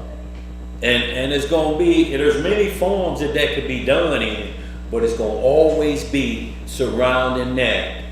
Because then you love the Most High like you love the Father with all your heart, and your neighbor as yourself, because you're going to ensure that these things, because that's what it's going to keep saying consistently, to acknowledge what a just and righteous man is. These are the actions. You can say whatever you're going to say, but these are the actions of him. This is what you're going to see, and when you start running his record, you're going to see that in there. You're going to be like, okay, no partiality. None. So we can't play that game, because once we get on that far side and, well, man, if it wasn't for him, you know, what you mean if it wasn't for him? If it wasn't for him, it was going to be somebody else. That's it. So you think that it's like the Messiah said, Elijah thought I'm the only one of it. He said, no, Elijah, I got 7,000 men that ain't never bowed the knee to Baal. That's right. But I got them strategically placed. Don't ever think you the only warrior I got or piece on the chessboard that I got. I'm always strapped and loaded in case you fall off because it's free will. Let's get some more. Verse 8. Yeah. He that hath not given forth upon usury, neither hath taken any increase, that hath withdrawn his hand from iniquity, hath executed true judgment between man and man. See, remove this hand from iniquity. That's the first thing you got to do. You know, and have executed true judgment between man and man. And true judgment means I'm not going to show partiality to either one. I'm not going to lean toward because I've been knowing you longer than I've been knowing this individual. Right is right and wrong is wrong. Because I've been knowing you 20 years, don't been knowing him 20 months. If you wrong, you wrong. That's it. Let's get some more. Verse 9. Yeah. I got a question in the chat. Go ahead. What it say? Sister Hananiah, she asked, Shalom, Sister Hananiah. she said, what about all the people that think because of what our Elohim did for us, everyone's going to heaven? So we're going to hit that too. That's called their own righteousness. We're going to get into that, sis. We got a couple of scriptures, Romans 10:4, Romans 3:10, Mark 7, Ephesians 2:8-9, and Galatians 2:16. We're going to touch on all of them because it's saying going about to form their own righteousness. And they'll give excuse like righteousness is creating a 12 tribe. That don't line up with Genesis 49, nor the testament of the 12 patriarchs, nor Revelation 7, nor Revelation 14. But if you keep chasing that doctrine, you're going to cause problems for yourself, and you're bringing in another high priest who created it, who was listed as a false prophet. And you still going to chase it? Then you don't want to hear the truth at that point. You don't. Let's get some up. Verse 9. Yeah. Hath walked in my statutes. Hath walked where? In my statutes. And hath kept my judgments to deal truly. He is just. He shall surely live, saith the Most High Yah. So verse 9 tells us what a just man is. So when it said Joseph was a just man. See, now read verse 9 again. So it's without mistake what a just man is, so we don't let nobody else tell us what's just. Exactly. What it say again, what just is? Hath walked in my statutes. And the statutes, y'all, and statutes is like what David said in Proverbs. Those are statutes like what the prophets say. Those are the statutes because they tell you how they work and how you bring about proper judgment. A statute, like you have the law in this land, and then they'll say statute. The law is such and such, don't run a stop sign. And then the statute tells you, he that does what's called a rolling stop, taps his brakes and keep going. Nerf was an expert at it. He said it was because he was driving a stick shift. And that's what he said. But the police didn't care about that. Right. So that's what we're talking about. Go ahead. Hath walked in my statutes. And hath kept my judgment. See, and the statute will tell you how to stop. Usually you have to roll up to the white line. You can't cross over the line. Normally they want you to count 3 seconds, 1001, 1002, 1003, and then you move forward. But we hit it, don't see nothing, we gone. But technically, if we counted 1001, 2, and 3, we'd actually see them YNs coming that's police chasing, or they on a mission to just don't obey the law and say, man, ain't no light gonna tell me what to do when I'm driving. And you will miss it by count. What's saying? Oh, they ain't even counting because their whole objective is it better change before I get to it. Let's get some more. To deal truly. To do what? Deal truly. He is just. He is what? He is just. He shall surely live, saith the Most High Yah. If he beget a son that is a robber, a shedder of blood, and that doeth the like to any one of these things, and that doeth not any of those duties, but even hath eaten upon the mountain and defiled his neighbor's wife. A rogue son. Go ahead. Terrible fella. Yes, that boy's son. Go ahead. Hath oppressed the poor and needy, hath spoiled by violence, hath not restored the pledge, and hath lifted up his eyes to the idols to the idols, hath committed abomination. He's just doing something. He just doing whatever. Like that's what Esau ended up doing when he hated that Jacob got the blessing. He went this route. He wasn't this route beforehand. Yeah, it was things in his mind, but he was not created evil. So get that out of your mind, because you're saying now the Most High put unrighteousness into the belly of righteousness, into Rebekah and Isaac, their children. You're saying he unjustly put an evil seed in them. They say before they had done Any evil to no good or bad. Right. But yet he chose the way of ungodliness. When he found out that he blessed Jacob and it couldn't be returned, and then he went up and said, well, I ain't going to follow no marriage laws. I'm going to marry a Canaanite woman. I'm finna go marry me an Ishmaelite woman. You know, and that's what he did to get back at his parents. Y'all understand? Right. Go ahead. Verse 13. Yeah. Hath given forth upon usury, and hath taken increase. Shall he then live? He shall not live. He hath done all these abominations. He shall surely die. His blood shall be upon him. So we're going to read down here, going down to 19. Okay. Verse 14. Now lo, if he beget a son, that seeth all his father's sins which he hath done, and considereth, and doeth not such like. So, like, if we consider what our forefathers did to get us put in this nation, we wasn't there. But it says we consider what they did and do what? Verse 15. Oh, that right there, yeah. That hath not eaten upon the mountains, neither hath lifted up his eyes to the idol of the house of Israel, hath not defiled his neighbor's wife. Yes, sir. Neither hath oppressed any, hath not withholden the pledge. Yeah. Neither hath spoiled by violence. Yes, sir. But hath given his bread to the hungry. Have done what? Given his bread to the hungry. And hath covered the naked with a garment. That hath taken off his hand from the poor. That hath not received usury nor increase. And y'all, let's understand what usury means. It means taxing on what you give out. Right. I give you 20, I want 40 back. Right. And you're doing that to a crack addict. You know that the impossibility, but you threaten him, and not only that, but it's going to prolong him and not going to lead him to more violence because he's worried about getting your money back. Right. That means I may have to rob somebody now Get reckless so to get your money back. And that's the system that we live under, though. Yeah. That's the Babylonian system. Absolutely. Usury against your brother. If you say, man, I'm going to give you this 20, the script say, if you get half of it back, you're lucky. You know, you should look at it from that perspective, because tomorrow ain't promised to nobody. What you got over there, Noah? Also, like, let's say you buy a house, right?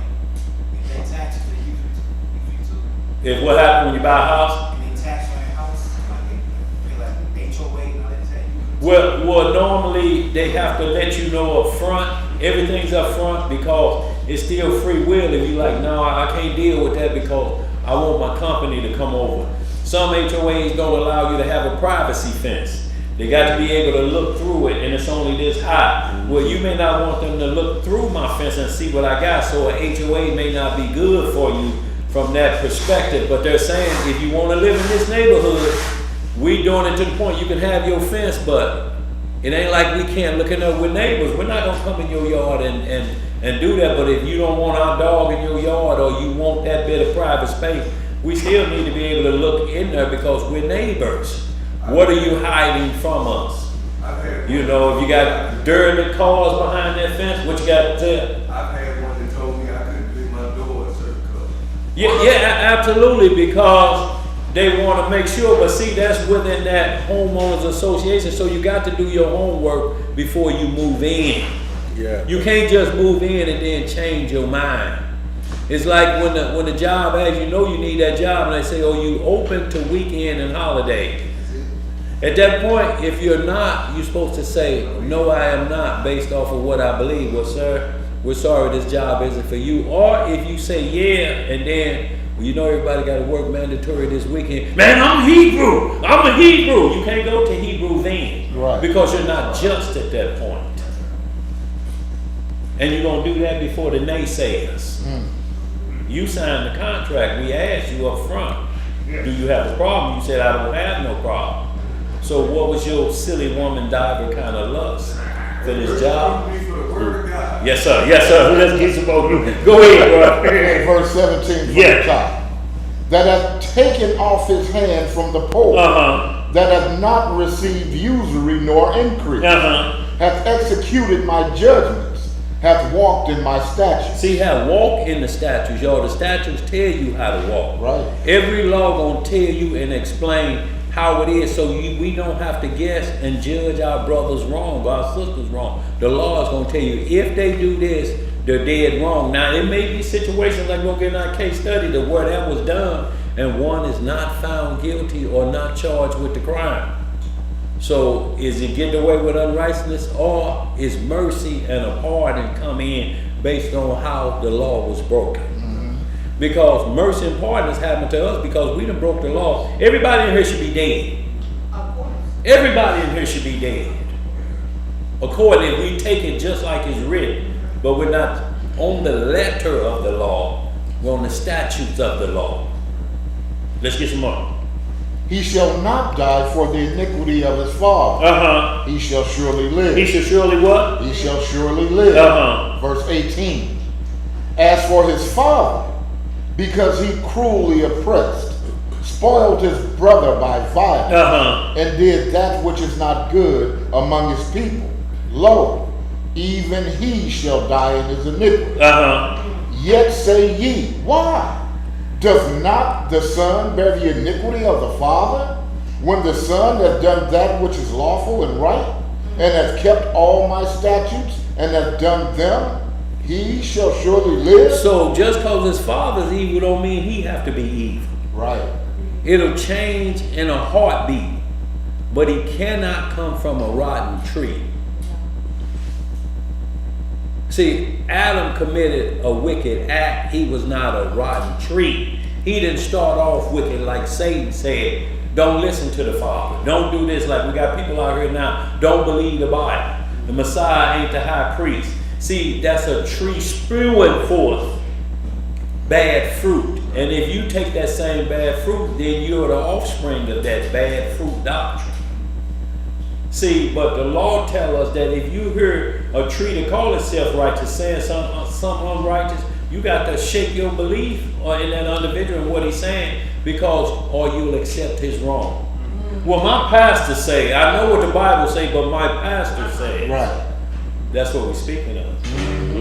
I know what my triple high priest said. Ain't no triple high priest even in the Bible. Right. So how you done let somebody move to triple on you? It ain't no double high priest. Right. Go ahead. You want some more? Yeah, stop at Hit that 21 through 24. Yeah, that's what we want to hit, the 24. Because it's very, run it down to 24. 21 through, just run it down. See, because what that does is that'll kill anybody that think once saved, always saved. Right. Or that anybody was made wicked. Right. Oh, right. Because the righteous could turn to wickedness. Be righteous their whole life. Go ahead, let's get it. Verse 20. Yeah.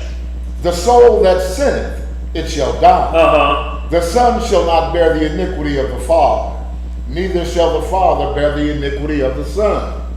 The righteousness of the righteous shall be upon him, and the wickedness of the wicked shall be upon him. Yeah. Verse 21. Yeah. But if the wicked will turn from all his sins. How many of his sins? All his sins. See, the wicked have to turn from all of them. Go ahead. That he hath committed, and keep all my statutes, and do that which is lawful and right, he shall surely live. He shall not die. See, now he can get in that HOA, Noah, but the rules have to be there because it ain't allowing nothing outside of that HOA. Like, right now, the greatest thing between neighbors is a fence. But in the kingdom, ain't no fences. Right. Because ain't no robbery. You ain't got to lock your door. There's no locks for the doors. Yeah. There's no robbers there inside of that HOA. Let's get some more. Verse 22. All his transgressions that he hath committed, they shall not be mentioned unto him. What shall they not be? They shall not be mentioned unto him. In his righteousness that he hath done, he shall live. Have I any pleasure at all that the wicked should die, saith the Most High Yah, and not that he should return from his ways and live? So it's just saying right there that none was created wicked. Right. Because he said a wicked can turn from his wickedness Right. and become righteous. Yeah. So no one was created wicked. Right. If he can turn from it, If he can turn from then wickedness is not his foundation. it. Right. No. But see, when you're conceived of wickedness like Satan and his demons, they couldn't turn because they knew he was lying and they followed him anyway. They followed the Rodri and then they followed and told everybody else, yeah, we can go this way, we can go that way. But he gives everybody a chance. But when supernatural does that, that's at a whole nother level. That's like a king do wickedness because he's over a lot of people. When they see him get away with it, He's and they illegal. think it's legal for us to get away with it. He wasn't punished, so why should we be punished? Let's get some more. Verse 24. Yeah. But when the righteous turneth away from his righteousness, What he turning away from? turneth away from his righteousness, Uh-huh. and committeth iniquity, and doeth according to all the abominations that the wicked man doeth, shall he live? All his righteousness that he hath done shall not be We mentioned. ain't gonna even talk about it no more. Go ahead. In his trespass that he hath trespassed, and in his sin that he hath sinned, Uh-huh. in them shall he die. Now he just hit that 25 and 26 because this what a man will say. Man, he was righteous, man, but what he turned to. Wicked. We don't care about what he used to say. Used to was a rooster that can't crow no more. That's right. Don't care about what he used to do. One mess up is worth a millionaire. Oh, boy. Go ahead with that. Go ahead. Verse 25. Yeah. Yet ye say, the way of the Most High is not equal. Hear now, O house of Israel, is not my way equal? Are not your ways unequal? You want some more? Yeah, don't get it. That's what I'm talking When a righteous man turneth away from his righteousness, and committeth iniquity, and dieth in them, for his iniquity that he hath done shall he die. See, it don't give nobody a pass. It say a righteous man, don't care how long. If Abraham had a fell off after being in this walk, in the book of Jasher 10, how long he been in walk license? From 3 to 9 years old. They took him to Shem them house Yeah. and Noah. If he had a turn when he got 99, none of what he did would have counted. No circumcision, none of that would have counted. He'd have been a through piece. I mean, look at how we acknowledge Judas Iscariot. Yeah. He was an apostle who had the Cast out power demons. of the apostles. Cast out demons, got But- his feet washed. But him selling out Messiah, that's all we know of him. Yeah. We don't attribute none of his apostleship Yeah. to him. We only attribute him selling out Messiah, him being the son of perdition. Absolutely. Like if we ask Emo, what's O.J. Simpson's accomplishments in football? What did he do? That's outstanding above a lot. She said, What she say? Running through the airport? That ain't it. No. That was a commercial. But look, Emo. the Bronco. Yeah. First man to reach 2,000 yards in Yeah. a single season in the snow. In the snow. Heisman Trophy winner. Yes, first person or athlete that get older white women to say, go OJ, they saying they even trust him. But the minute he did what they say, killed 2 people, you don't hear nothing about they took his trophy, somebody bought it and just melted it down and threw it into fire. So it's not even mentioned his accomplishments anymore as what they consider a righteous man in that community. They call him a murderer now. That's the only thing you're going to know about, like I say, the Bronco chase and murder. None of them other accomplishments even count. Same way they did, not just him, they did Joe Paterno the same way.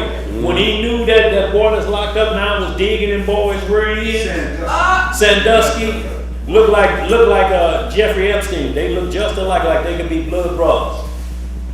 Joe Paterno didn't mention that, and he knew about it. They stricken him from Penn State. They removed his statue. They removed all his championships, everything, and he died 2 years later from that torment and pain of just knowing it was stripped from him in life. Oh. All the championships because you condone what the Most High say never condone. Digging in a child's rear end. Let's get some more. Just hurry up, y'all. We're gonna get caught up on this. Oh, we gotta get these cakes. What you got, nerd? Oh, Shalom. Zay, I'm sorry, Zay. Go ahead. And you see you sitting back there. Go ahead. You just gotta make some of this. Yeah, I did, Zay. You know what I gotta do. Go ahead. 24. Yeah. Therefore, thus says the Lord God, because he have made your iniquity to be remembered, that your transgressions are discovered. So that in all you're doing, your sins do appear. Because I say that ye are come to remember, ye shall be taken with the hand. See, and it's just like R. Kelly. We can name all your favorite songs, but what keeps standing right there is them problems that he locked up for. Right. Did you hear about what? You can talk about Diddy or whatever you want, but what's standing there now is the crimes that they're locked up for. You know, and then they try to take a Bible with them into court. They try to say, I'm turning back to a righteous man, but yet they're using it as usury, as an advantage. I'm going to try to trick the judge. Your goodness should not be remembered. It ain't going to be remembered. Exactly. Let's get it, y'all. We got to get caught up on this case study. Where we at? You want some more of that? No, we can hold there. I was going to go to Romans 5, but I want to go to the Testament of Levi real quick. We may get right back to y'all mark down Romans 5. Oh, I tell you what, just give me a little bit of that Romans 5. I had it there for a reason. It's very important. We're not going to read it all. We're just going to get to the heart of the matter of it.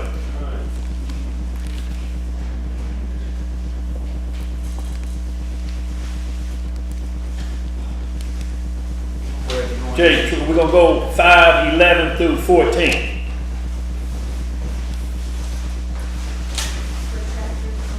Romans chapter 5, 11 through 14. Tell you what, it's start at 10. Yeah, 10 through 15, y'all. And we're going to jump right in because we're getting the Testament of Levi. And then the case studies are only 2 verses, so we should finish in good time, y'all. Romans 5, verse 11. So we, What's that? 10, yes, thank you. Go ahead. That you read, that was Ezekiel 21. he don't know. Yeah. Y'all threw him off his game, bro. Go ahead. Romans chapter 5, verse 11. Yes, sir. 10. Romans chapter 5, verse 10. What it say? For if, when we were enemies, we were reconciled to Elohim by the death of his son. By the what? Death of his son. Much more, being reconciled, we shall be saved by his life. Yes, sir. And not only so, but we also joy in Elohim through our Lord Yahweh Mashiach, by whom we have now received the atonement. What have we received? The atonement. The sacrifice for the sin. Go ahead. Wherefore, as by one man sin entered into the world, and death by sin, and so death passed upon all men, for that all have sinned. So this is what it means, shaping in iniquity, because the sin of Adam has passed on to us. Yeah, death. Go ahead. For until the law, sin was in the world, but sin is not imputed when there is no law. Yes, sir. Nevertheless, death reigned from Adam to Moses. How long death reigned? From Adam to Moses, even over them that had not sinned after the similitude of Adam's transgression, who is the figure of him that was to come. So it's saying, though, even though we not sin, did the same sin Adam did, if we're committing any sin, it's the same thing because we were shaping behind the first man who was in charge of everything. Right. See, so it's the person that's in charge, y'all. That's why it talks about the head of the household. If you ain't got it under order, you worse than an infidel. Because the head of the household got to control the household. Right, and if the head is sick, the whole house body is sick. sick. Let's get some more. That's why you're supposed to be sure what you believe. What is that? That was the 14. Okay, that's 14. Yeah, y'all read the rest of that, but we just wanted to get to the point of where it's telling you the first man Adam sinned. So the second man who came in his place, the root, the offspring of David, the root and offspring, but on the offspring side, to straighten the situation out because he was tempted just like Adam was. In Matthew 4, The devil tempted him the same way as soon as the Messiah said the Messiah was full of the Spirit and he was led into the wilderness. Adam got breathed on and here comes Satan. Satan wants you to blaspheme the Holy Spirit, y'all. Yeah. And that's what we're talking about. To know righteousness in your heart, to know it, and then settle because I can't handle the crime I done got myself into. So I'm going to back out. I'm going to say, well, it's God's fault. He made me. Well, he didn't make you to sin. There you go. It's not his pleasure for you to be a sinner. Right. But you have free will. What says there? Before you even catch your breath. Say that again, Zed. He'll let you before you even catch Oh, Satan don't, but look, y'all, he knows what's unpardonable. He committed unpardonable with the angels that fell. Yeah. They committed unpardonable, so that's his job is to Get you on the same to plane. get the Holy Spirit. Look, he's going to know when it's on you because you don't even know, but what happens is you prophesy and you speak of the glory of the Most High. It's not your glory. Anybody that received the power of the Spirit on high did the work of the Father and the Son. That's what they express, not of your own work. Right. It's not lest any man should boast. That's right. When you get the Spirit, that's why you don't know when it's coming. You just do something supernatural based on the Bible, and everybody give you accolades because they know where the power came from. It's like when Peter in Acts 3, when he told the people, he said, y'all think this, I'm doing this? I ain't got no power. The power came from on high. It's the only way I can do this. Don't look at me like, no, I'm no God. Right. And you got individuals out here selling root medicine and saying that they God. Oh, Lord. We gods. Well, God ought to be able to fix himself. Right. He shouldn't have to go to lesser than himself to get fixed. Right. I don't care what you're doing. If you go to lesser than yourself to get fixed and you calling yourself God, shame on you. Let's get some more. We good, Imam? Well. Yeah. Where we at? I'm good, Mama. Testament of Levi, y'all. And y'all, we may not get able to run all this, but too bad you can get it up. And because it's something very important, Levi, it says Abraham paid tithes in Levi in Hebrews 7. If we don't understand what that means, Levi was his great-grandson. 180 life. And he paid tithes Thank you, brother. in Levi before he was even conceived of. What does that mean? Abraham paid tithes in Levi. There are two different priesthood orders. What does it mean? Well, we'll get the understanding of it that Messiah was before Levi. Messiah's priesthood was before the order of Aaron. We're going to Testament of Levi, chapter 18. Testament of Levi. Y'all pull it up on them smartphones. All you got to do is Testament of Levi, PDF, chapter 18. We had a good time, y'all. We got a good 40 minutes, y'all. We're going to get through this. Thank you, Creator. 18. Yeah, of Testament of Levi. Just type it in, y'all. Smartphones. My phone had it, What? Who got a dummy phone? That's a pretty phone. Yeah, that's a mosquito. It ain't cricket. It's lower than that. It just make you do this all the time. You know how to work. Come on now, work.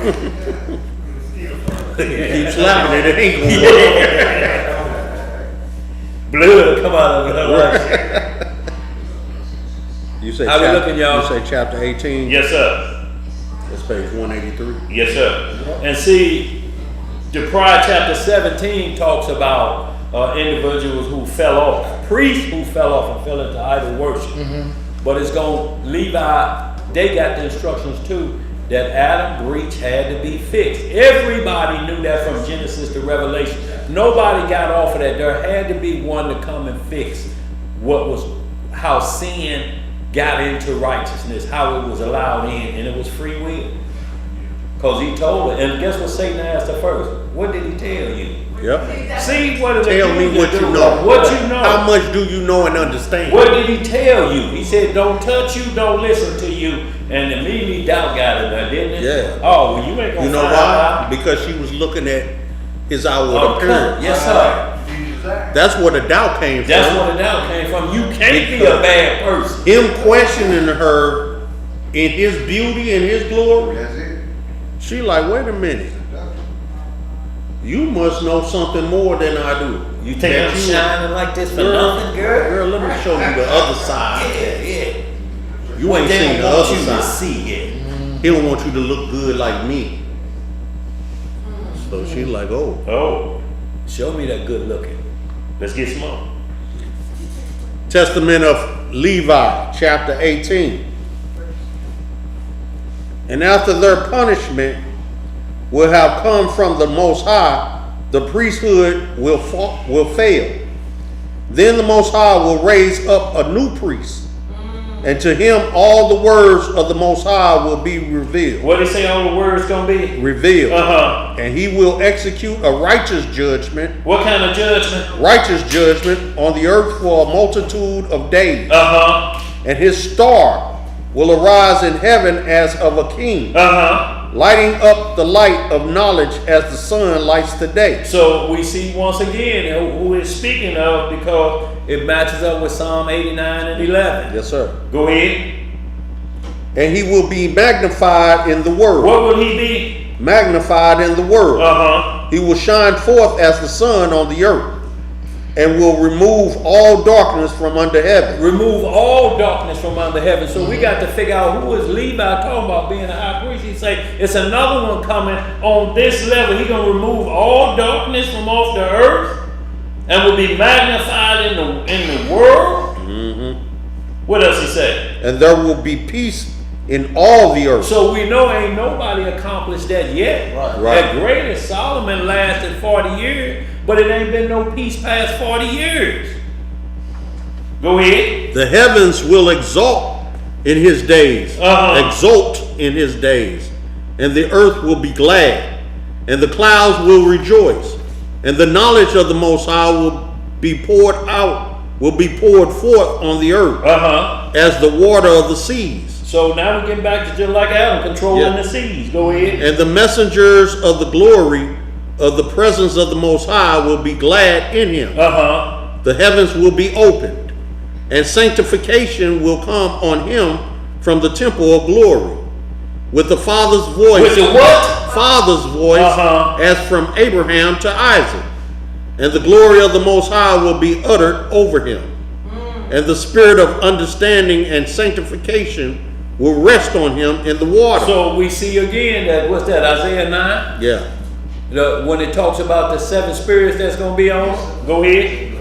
For Isaiah 11? 11, yeah. For he will give the majesty of the Most High to his sons in truth forevermore. And none will succeed him. None will do what? Succeed him for all generations forever. So it ain't nobody that's going to replace the Messiah as the high priest. Go ahead. No.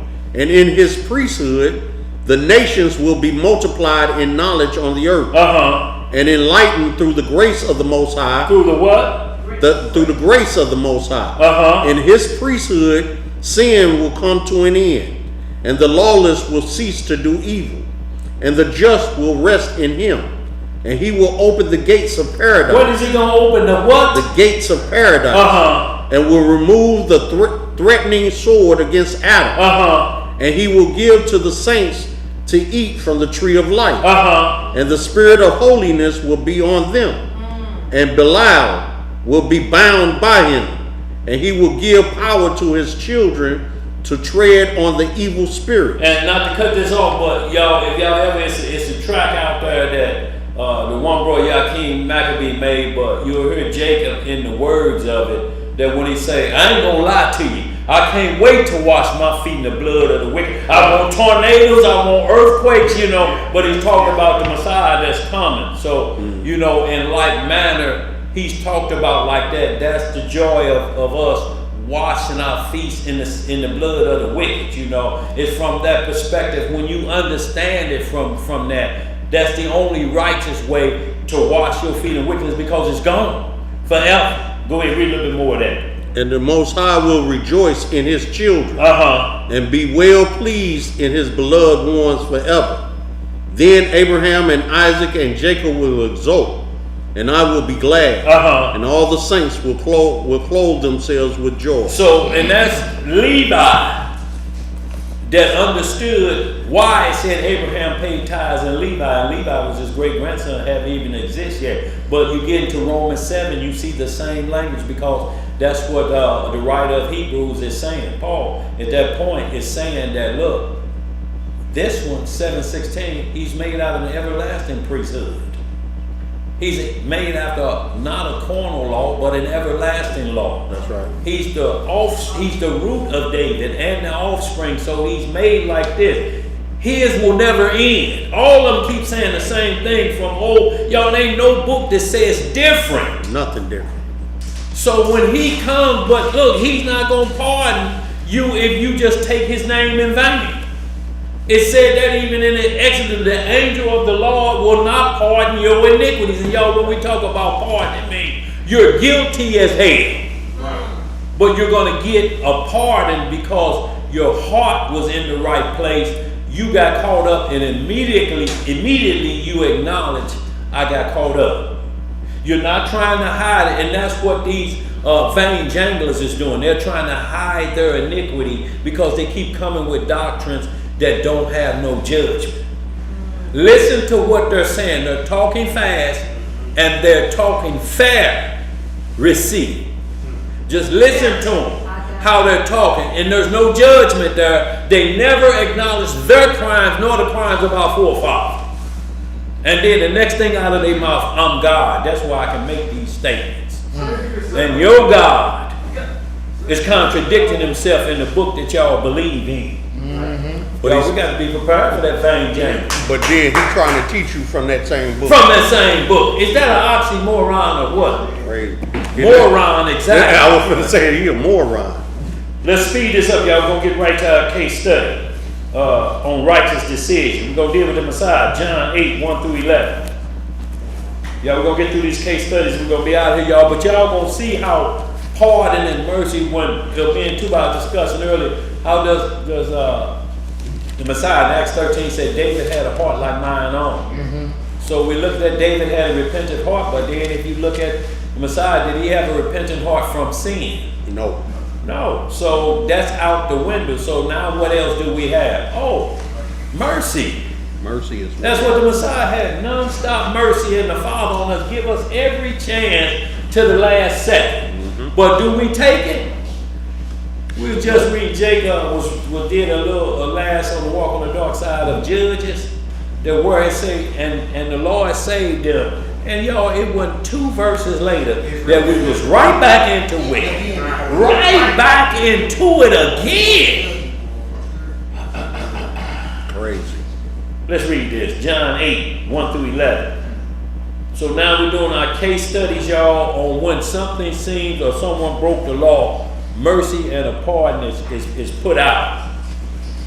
These people of fair judgment won't look at that, or of the fair receive. They won't look at it from that perspective. And they'll put you behind where the letter of the law is the letter of the law. It says don't kill. Did you slap that mosquito? Because we saw blood on your arm when you did it. You're a murderer. You killed God's mosquitoes. What if this mosquito carrying the trans-Nile virus? Right. It said don't kill, get the virus if you trust in God so much. Nipple. See, that's the vain jangling talk. Jangling. Go ahead, where we at? We're going to be reading in the book of John, chapter 8. We'll start the reading in verse 1. Yes, sir. Everybody there? Yeah. Let's get some understanding, family. Yeshua went unto the Mount of Olives. Where you go? Unto the Mount of Olives. And early in the morning he came again into the temple. And all the people came unto him. And he sat down and taught them. See, because the Mount of Olives is where he ascended from. You know, when he left her, he said he's coming back to the Mount of Olives. Is where he was reading his instructions from. Matthew 5, like Moses went up on Mount Sinai. Messiah went up on the Mount of Olives and got his instructions for the new priesthood, or returning you back to the high priest. This is all the Matthew 5 is what it's speaking of. That was the commandments received on the Mount of Olives. They're the same commandments, it's just a different high priest. This high priest have pardon and mercy. Under Aaron, 2 witnesses you will put down. There wasn't no extra, look, he's a good boy. He just went with the wrong crowd. I've been Right. teaching him his whole Nah. life. Say, let me out the car, though. Let me out the car, though. And he said they threatened him, and he just couldn't fix his tongue to say. Well, we gonna fix his tongue for him. Right. He kept, they thought he was saying, I want some of the dough. Y'all gonna get, but that wasn't what he was saying. No. They put you to death. Yes, sir. Let's get some more. Verse 3. Yeah. And the scribes and Pharisees brought unto him a woman taken in adultery. And when they had set her in the midst, So what did the scribes and Pharisees bring him? a woman. Taken in adultery. That means Right. they interrupted Caught her in the act. while it was going on. But then But yeah, we gonna see. Yeah, go ahead, bro. verse 4. Yeah. They say unto him, Master. Now look how shiesty they are. They the Pharisees, they call themselves the chief, but yet they say master here. Y'all see how they playing Right. like they trying to give him his Isaiah 53, Yeah. but on the back end they really gonna condemn. Right. Yeah, it's sarcasm. Trying to be slick. Vain jangling. That's it. Jangle. Go ahead. They say unto him, Master, this woman was taken in adultery in the very act. In the what? In the very act. Y'all hips was wiggling when they bust through the door. Yahweh. Go ahead. Notice they only got the woman. Yeah. Verse 5. Now Moses in the law commanded us that such should be stoned. But what says thou? See, notice why they're doing it. They're challenging him because he said, I've been given authority to forgive sin. So they say, let's see what he's going to do with this person Right. based on the law. What is he going to do? So y'all, before we read on, now go ahead, we'll read the law. Go ahead. Verse 6. Yeah. This they said, tempting him. What was they doing? Tempting him, that they might have an accused, Read that. Occasion. that they might have to accuse him. Yeah. But Yeshua stooped down and with his finger wrote on the ground as though he heard them not. See, he wasn't even paying no attention, but what is he writing on the ground? Right. But the law. See, the very thing that y'all condemning, I'm going to write it down. Right. See, so we'll see if y'all playing by the right rules. Because he was the master of the law. Right. He was the master of letters Yes, sir. and writings. He knew if your language like the Pharisees, your language of the law is spelling F-U-C-K for unlawful carnal knowledge. That's what he's listening for. So the law of the Bible, Psalm 119, Elijah's going to do a class on that very soon, the creation that talks about the alphabet and the letters of the Hebrew alphabet, just the alphabet of knowing letters, even in any language, because he said, I'm Alpha and Omega. And what language is that? That's Greek, ain't it? Right. So we have to understand, he's saying, I'm the head and end of every alphabet out here. Because regardless, y'all going to have to learn from me whatever language you speak. So we see right here, he started writing on the ground. Go ahead, what else to say? Verse Jay, 7. you had something? I was gonna say, anybody in here, if you confessing your sins to somebody and they don't even respond and keep writing on the ground, Yeah. what Boy, what you think? You gonna be thinking right then. What he write down there? What is he writing? you He know- ain't listening to you us. know your rights and your wrongs or what you saying. Yeah. Now you feel like he know them too. Cause he ain't even responding. Yeah, and when you hear a lot of people say, what you think, and they always have a crime come behind, what you think I'm rotten, well, apparently you thinking it before me. Right. Hell, you the one saying it. I didn't say nothing. Right. I'm thinking like you. Hey, let's go ahead. Right. Go ahead. What it say? Verse 7. Yeah.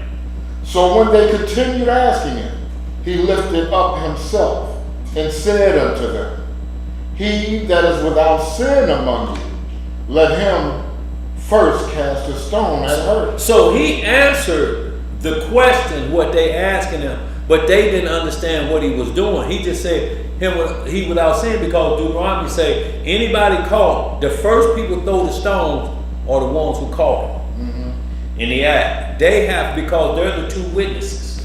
And like Deuteronomy 17, you see like, whoever caught him must be the first ones to put him to death. See, so if you illegally killing somebody, hide your transgression is going to be known. So that's what he was finna run to him. Well, if y'all caught in the act, y'all caught her In the very act, then y'all caught the man too. Right. But it's only one of them here being judged.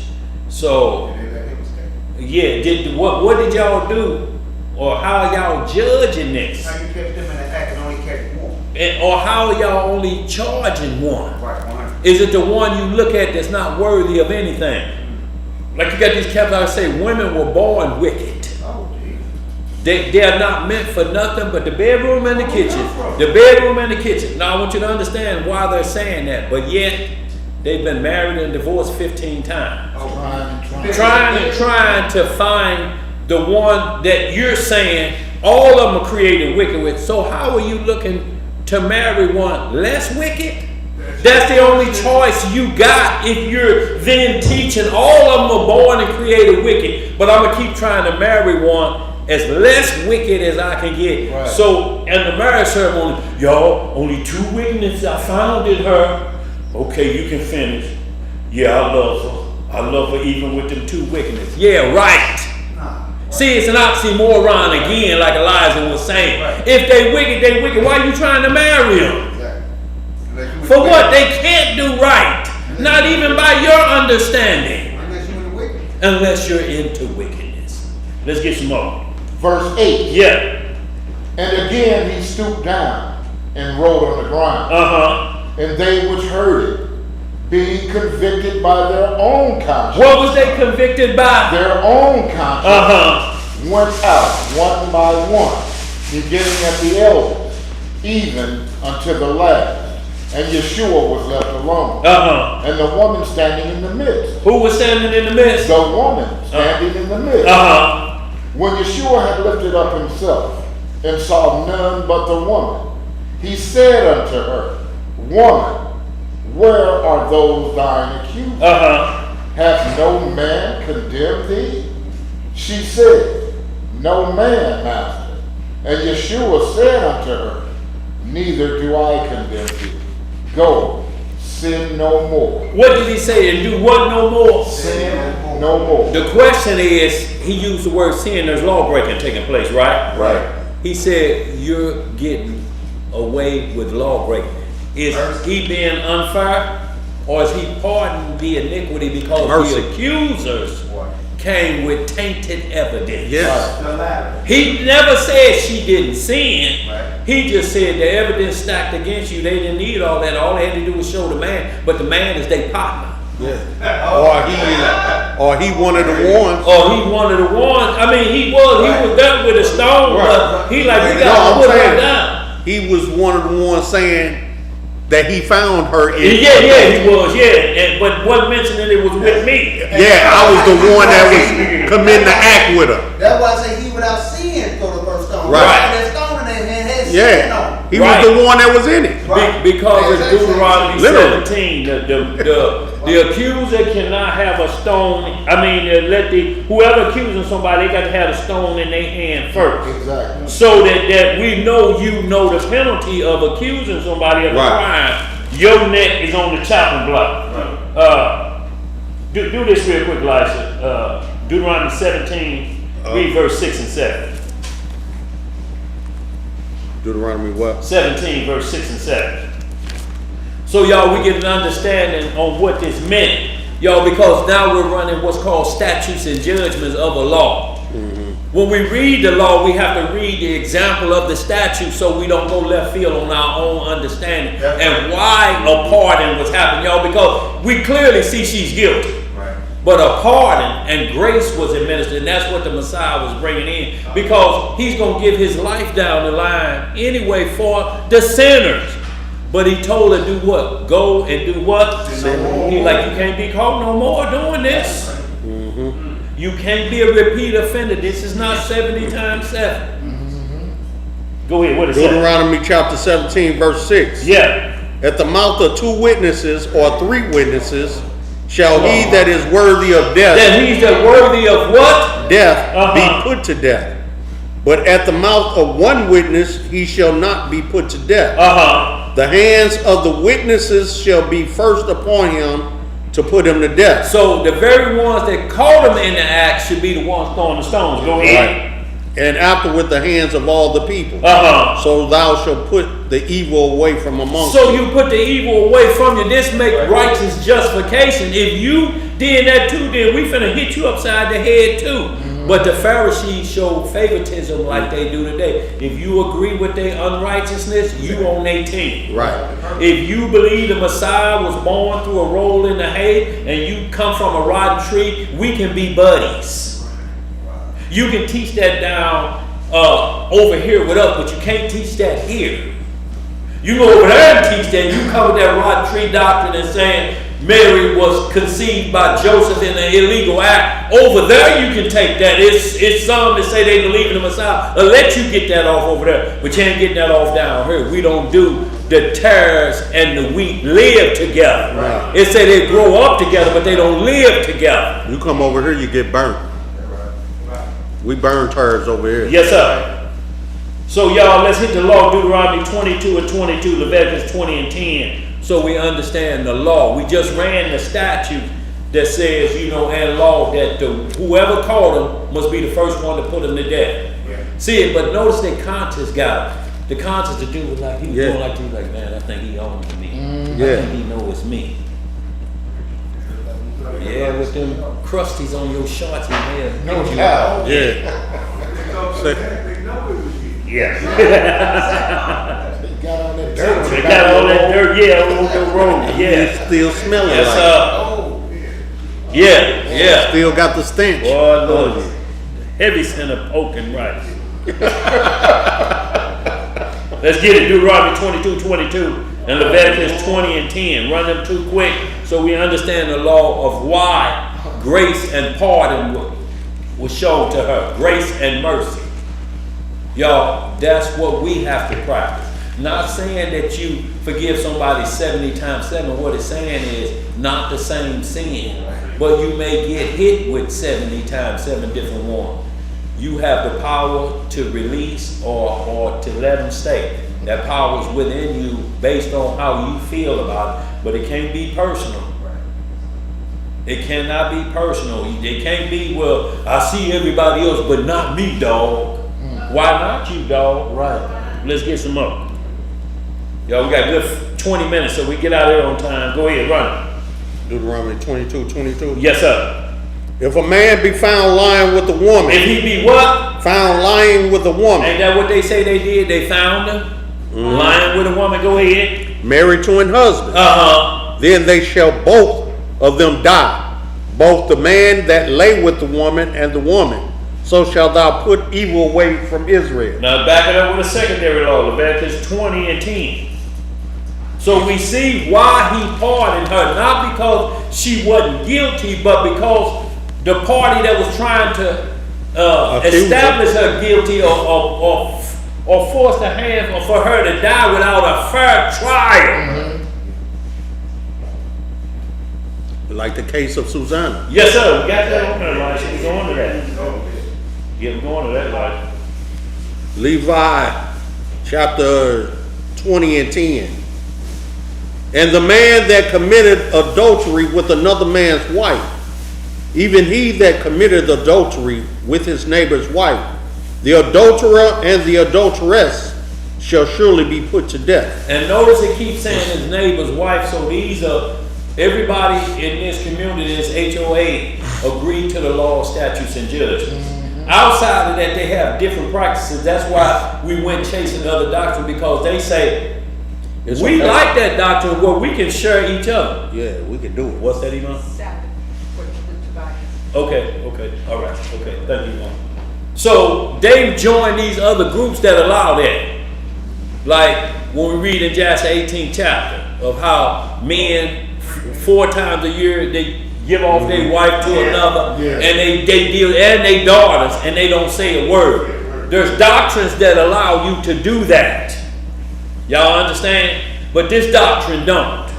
So they'll go to that other doctrine, but still saying the name of this one. But all their behavior is chasing those doctrines. We actually got Bruce, I heard blasting other polygamists, but using the Book of Mormon to do it. See, we're going to get you with the Book of Mormon. The Book of Mormon ain't got nothing to do with this. The Book of Mormon say you are mud people. So it ain't got nothing to do with, you can't use an outside book to condemn somebody. It's outside. Right. What we care about an outside book, the leveling law. Right. It's not what the Messiah said, yes, you should do the tithe and everything, y'all should tell the people out there, he said, but you're omitting the weightier matter of the law. And he said the weightier matter is justice and mercy. Have you looked at every reason why they could be doing this? Like when we look at the fellow, this no effeminate. Well, if this boy was sent to a Boy Scout camp or a training camp, and then all of a sudden the trainer leaped out on him and started promoting homosexuality and same sex, and then just overpowered him with somebody you supposed to trust it, and he don't want to tell it now, and then he's kind of living that. We have to look at that and make sure that that wasn't in the beginning, because everything goes back to the beginning of the matter. We have to see that, and then how he responded after knowing it was an illegal act. Then did he continue to participate? Right. Was he brought in? We got to add mercy and grace to that, because if we judge him just, well, he should have knew better. No, we can't do that, y'all. We got to look at the matter and say before you condemn, because it's going to be starting to be practice. Yeah, because I mean, you look at a lot of those child celebrities. Yeah, that got turned out. all of them. Tevin Campbell, Man. Michael Jackson. Just terrible, man. And by the Quincy Jones promising them the life evermore, if we can dig in your rear end. Let's get caught up, y'all. We got about a couple minutes. Where we at? So we ran them. Let's get to next. Genesis with Abraham. Genesis 18, just 24 to 32. We're gonna run it through law. We're gonna do Judah and David, and we're gonna close out, y'all. We're going to Genesis 18. Verse 24, we're dealing with Abraham now. These are our case studies that these were righteous men, but you're going to see that throughout there they had what some would consider a flaw. Like some won't give Abraham a pass at all. But see, how they get you caught up is they keep asking, did Abraham lie when he said Sarah was his sister? They going to stick on it. What you going to say, if you try to battle that with no, he did not lie, or you don't have the explanation of how Abraham taught or how he taught, you're going to miss this. Did he lie? Was this his sister or his wife? Both. See, now this is from learning men, understand it was both. Because Abraham always looked in the kingdom when it says, you're not going to be known as husband and wife in the resurrection, but you're going to be known as brothers and sisters. That's right. In the spirit, yes, it can be a nephew or a cousin, but you're considered brother. Like Lot was his nephew. But they said they got your brother Lot. Yep. Lot was in the same teachings as Abraham, so he was like a brother more than he was a nephew. They was in the teaching of Messiah. And teaching of Messiah, so they were Christ brothers. said, who is my mother? Who is my brother? Absolutely. So in the kingdom, they will be brothers. It ain't going to be Uncle Abraham. It's going to be Brother Abraham, and Brother Lot. So technically, Sarah was his sister because he always called her sister. That's right. See, like couples that been married a long time, they don't call each other by the name. They call each other brother and sister. They brother, you gonna do this? Sister, you cooking this morning? You see it real prevalent down south. Yeah, down south. Yes, sir. Down south, because it was more of that covenant Yeah. performed down south in the house like that than it is today. So yes, like Russ said, yes and no. But was he given a pardon? Yes, because of the situation. They're not looking at the situation. We got to move through this land, and these men make Trey Songz look like a schoolboy. You know, Trey Songz got all them songs, Mr. Steal Your Man, Steal Your Girl. He writes songs, I'ma steal your girl. Why would you go take your girl to his concert? Right. You know, then he fall out like the 5 Heartbeats when that boy was singing to the one girl. He got mad and left. He like, see how you gonna faint and I paid for the tickets. Oh boy. Wake up and enjoy So the you show. yeah. So let's get it, y'all, while we got this little bit of time. Genesis 18:24. Genesis chapter 18, verse 24. Run it down to 32, like. Peradventure, there be 50 righteous within the city. So what we're talking about now is a righteous man asking the angel of the Lord, which happened to be the Messiah, if there's 50 people out of all of Sodom and Gomorrah in 5 cities, will you spare it? Right. Will you pardon the iniquity of the people? Will you pardon it? Right. That's what he's asking for. He's not saying don't do it. He's just saying you won't take the righteous with the wicked, will you? If it's 50 there out of 5 cities, that's only 10 per city. Y'all think about 10 in St. Louis, 10 in Ferguson, 10 in Florida, and 10 in Pine Lawn, 10 in Kinlock, or just wherever. 5 cities, y'all. We can't get 50 people. That's a problem, man. Let's get it, y'all. Go ahead. What does it say? Wilt thou also destroy and not spare the place for the 50 righteous that are therein? Yes, sir. That be far from thee to do after this manner, to slay the righteous with the wicked. See how Abraham knew the law and the understanding from Melchizedek. It's not you, Lord, to slay the righteous with the wicked. Go ahead. And that the righteous should be as the wicked, that be far from thee. Shall not the judge of all the earth do right? Shall not what? Say it again. The judge of all the earth do right? Do right, because he is righteous. That's what Abraham asked him by this angel coming to him, which happened to be the Messiah. Right. Go ahead. And the Most High said, if I find in Sodom 50 righteous within the city, then I will spare all the place for their sakes. And Abraham answered and said, behold, now I have taken upon me to speak unto the Most High, which am but dust and ash. So Abraham acknowledged what he was. I'm not worthy to talk to you. I ain't nothing but dirt and ash. And then Abraham started out with 50. Notice, Abraham started with the number. Not the Messiah giving him a number if it's 50. You see Abraham in 24. Yeah, he asked for the number of 50. He thinking, you know what, I'll get low as I can. I'll just say 50. He ain't gonna do it for 50. I know it's at least 50 there. Yeah. Let's see what happened. Go ahead. And verse 27. And Abraham answered and said, behold now, 28. Peradventure there shall lack 5 of the 50 righteous. Wilt thou destroy all the city for the lack of 5? So if we take 5 from 50, 45. how many that is? 45. Go ahead. And he said, if I find there 40 and 5, I will not answered destroy it, it. didn't he? That's why the truth is absolute. Yeah. He's going to support. All Yes, we got sir. to do is continue Keep reading. reading. Yes, sir. That's all we have to do is read. And he spake unto him yet again, and said, peradventure there shall be 40 found there. And he said, I will not do it for 40's sake. And he said unto him, oh, let not the Most High be angry, and I will speak. Hold on. Who is he talking to? Christ.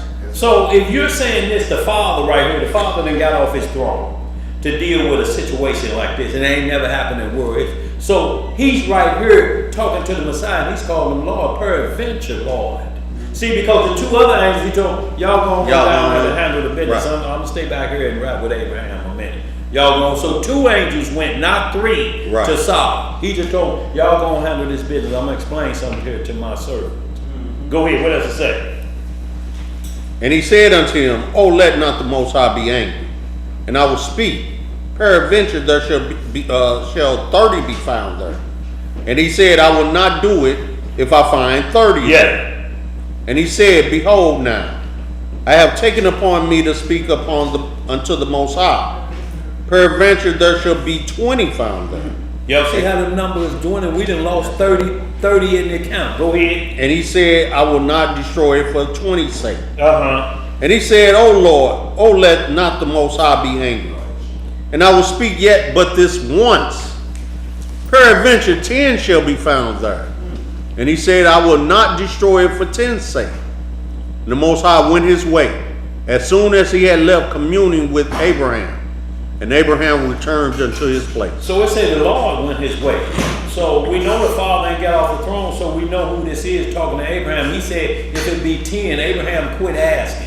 You know why? Because Lot was married to his wife. That's 2. And they had children. They had how many daughters, Elijah? They had 4 daughters. And they had 2 of them had 2 of them was married. So 4 and 2 is what? 6 plus 2 more is 8. Yeah. So he wasn't going, Abraham wasn't going below 10. Right. Because 8 is below 10. But since he stopped there, the Most High stopped there, but he knew how many was in there. Right. Because he went down to get Lot out of there. Because it said Lot was eschewed with evil, but stayed righteous. That's right. Even in all that wickedness. Shalom, I know. Shalom. Be careful out there, young man. He stayed righteous, even with all that wickedness around y'all. So it ain't like you gotta flee from it. You just don't adhere to it. Right. Because it's right next to you. What you gonna do? You think there's a place you can flee to unrighteousville? That's coming. But ain't no place like that on earth now. But you'll see that 2 of Lot's daughters and their husbands stayed back. Yeah. They enjoyed that life. enjoyed that in, life. in that city. See, and that's They why they were in the world and of the world. see, but you could believe Lot wouldn't allow, if they were into that same sex stuff, to allow them into his house. Right. Because he eschewed evil. And it's the same way, y'all. Our children with this new age stuff, they're gonna come to you, they're gonna be like, well look, this is who I love, mama. Well, ain't got nothing to do about who you love, but you just can't bring them in here. Right. Can't bring that evil here. You cannot and then practice it, and I'm watching y'all. If No. you go to a wedding, what side do you sit on, the bride or the groom? Which side do you sit on?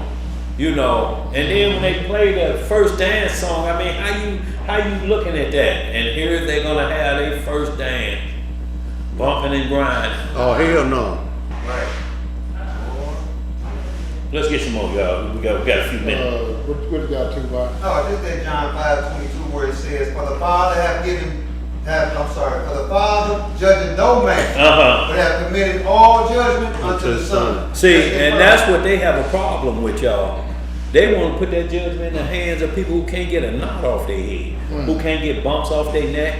At least go get some ointment to fool us. Look, athlete That's feet, what I'm you saying. can pull Listerine on them and you'll be good in about 3 or 4 days. Feet will be smelling minty fresh. So, if you won't even do that, that's a problem, ain't it? Let's get some more, y'all. Let's get it real quick, y'all. So the law on what we just read about Abraham, Jeremiah 5:1. And y'all, what we're talking about is the pardon of the wicked. And then just Jonah, we're just going to run the first 3 verses of Jonah so we get our statutes, and then we're going to move to Judah and David, y'all. We'll be out of here. Just short verses, y'all. But we have to give you the examples in the Bible so that you may always point to the examples when somebody asks you. Right. You cannot go outside the Bible and bring another book to answer what's inside the Bible. That's right. You cannot get your instructions from somebody outside the book. What we care about, Farrakhan don't think the sky gonna crack open. That would be beneficial to him. He can continue on with his charlatanism. Right. Is that a word? Charlatanism. Okay, that's what I was trying to say. He can continue on with it, long as he got you believing something else. Right. Let's get it real quick, y'all. We got about 13 minutes. Go ahead. The book of Jeremiah, chapter 5 and verse 1. What it say?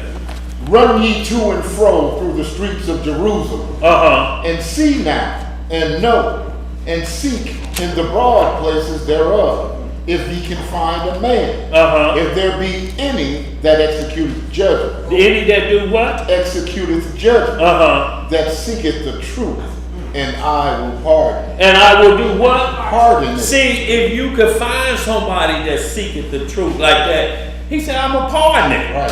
So that don't mean nobody's wrong. It's just saying I'll show grace and mercy. But it had to be from an individual that understands what's happening with this situation. Why is this person being accused? Is he totally at fault for this situation? Find me a man that can do that. And the only man we found on this earth that ever existed on this earth was the Messiah. That show that partiality like that with grace. But he tells you, don't do it no more. Right. He ain't kept saying turn the other cheek. You got one more time to get caught again. He never said that. Did he? So, y'all, we know he kept the law and he followed the law. So he didn't come to destroy it, but to fulfill it. Where you at on that now? That was it. Okay, Jonah, we just going to the 3rd chapter, just to the part where he forgave Nineveh, but it's going to be what Nineveh did. This is all he's looking for. We want 3 and 1. No, I got it. Okay, let me get to it. Jonah, right? Okay, here he is. Yeah, Jonah 3. Okay, yeah, run that 3. Was only a few verses, but run it down to 6. Because y'all, this what turns people back to instruction. The Lord mad at me. Not that you try to get out of it. Well, I don't know why he mad at me. No, David did what I did. Once you go there, or Lot did what I did. Once you go there, then that means you're justifying your wicked. Exactly. Let's get some more. The book of Jonah, chapter 3 and verse 1. Uh-huh. And the word of the Most High came unto Jonah the second time. So this is the second time they were warned, just like we're going to warning pardons of a nation being destroyed. So the first one we saw, Abraham, Sodom, and the 5 cities finna get destroyed. But there was a pardon for a certain number of people. But when the king gets in line, the nation get pardoned. Let's get some more. What it say? Saying, Arise, go unto Nineveh, that great city, and preach unto it the preaching that I bid thee.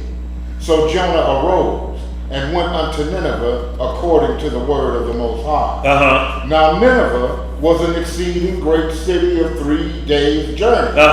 And Jonah began to enter into the city a day's journey. And he cried and said, Yet 40 days, and Nineveh shall be overthrown.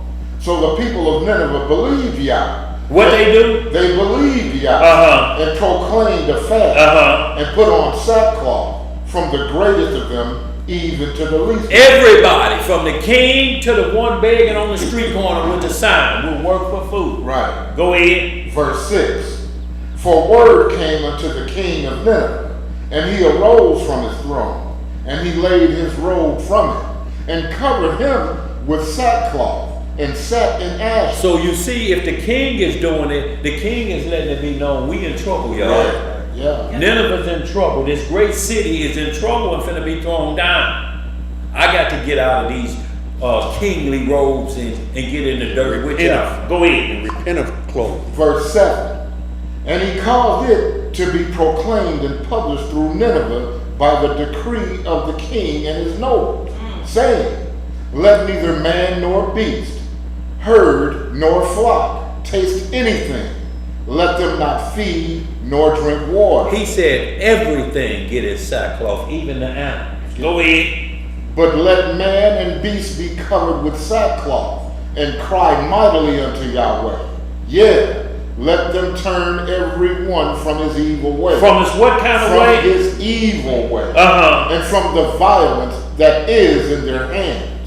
Who can tell if Yahweh will turn and repent, and turn away from his fierce anger, that we perish not? And David said the same thing about the child. They said, why you eat now and you wouldn't eat when the child was sick? He said, well, I fasted and I prayed because who knows if the Lord will let him live? Right. But fasting and prayer, that's all we got here. Right. To ask him. That's what the technique for pardon and mercy is, the fasting and prayer. Right. Sometimes it's forced fasting. Sometimes you do something you can't eat. So you're forced to fast. Right. You know, you get bad love, you get that love lost. Yeah. You ain't ate in a week. Man, just can't eat, man. Things ain't going right. So fasting one way or the other is gonna cleanse something. Yeah.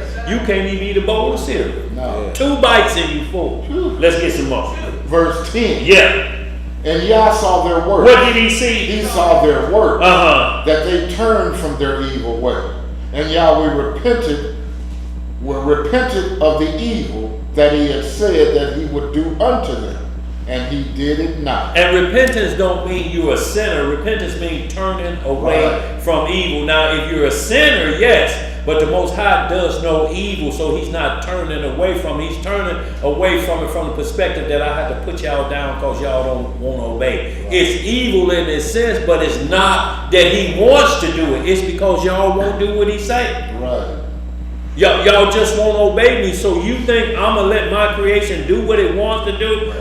Do as thou will. He say that's Satan's doctrine. And against me. That ain't mine. I'll put this shoe on y'all. Isn't that like a good father?